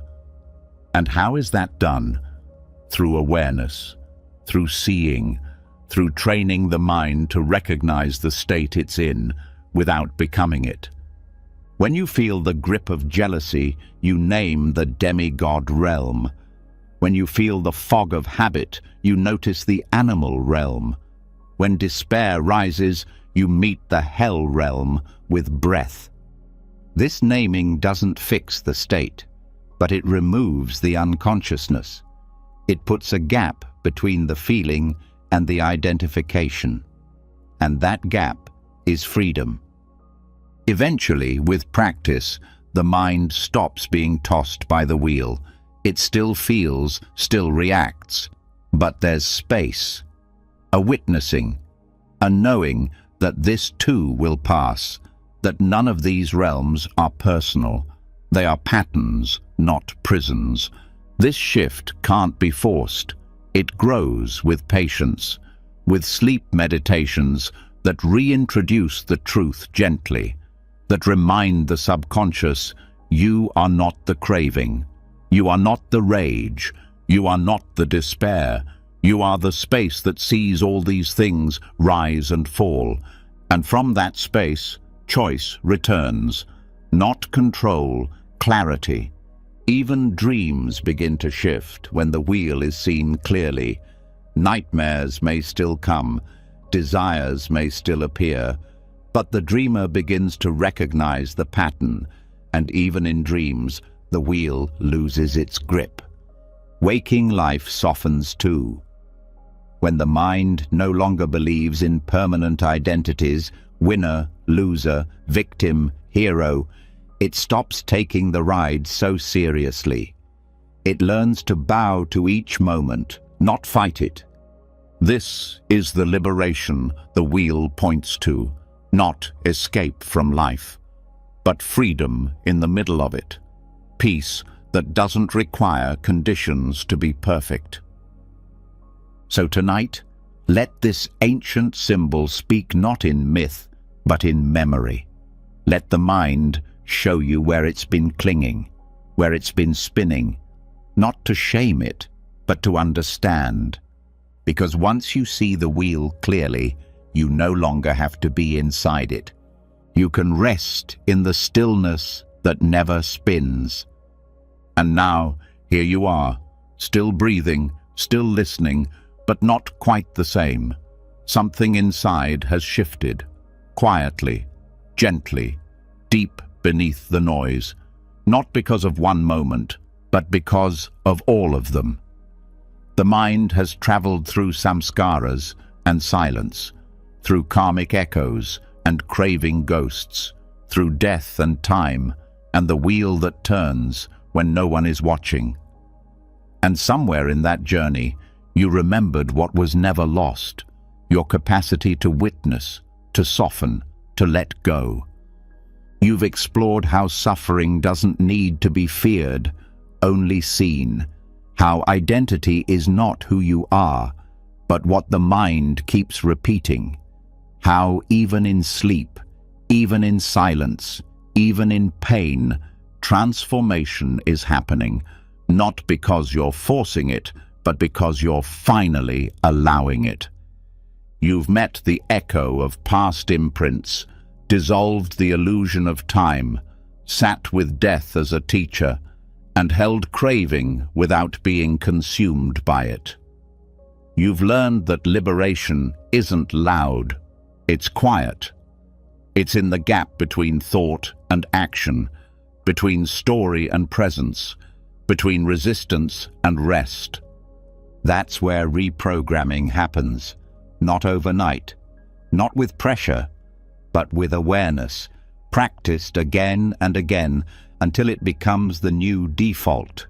Calm instead of chaos, clarity instead of reaction, presence instead of performance. So tonight, as the final words fade, remember this. Your mind isn't broken, it's just been busy. But underneath all that motion is something unshaken, something unconditioned, something still. And you've already touched it.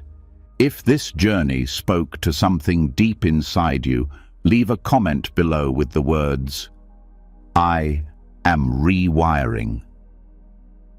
Let's see who made it to the end and who's walking this path of presence alongside us. And if you'd like to keep nourishing this inner shift, don't forget to subscribe and turn on notifications so you never miss a chance to return to yourself. Now rest easy. You've already begun.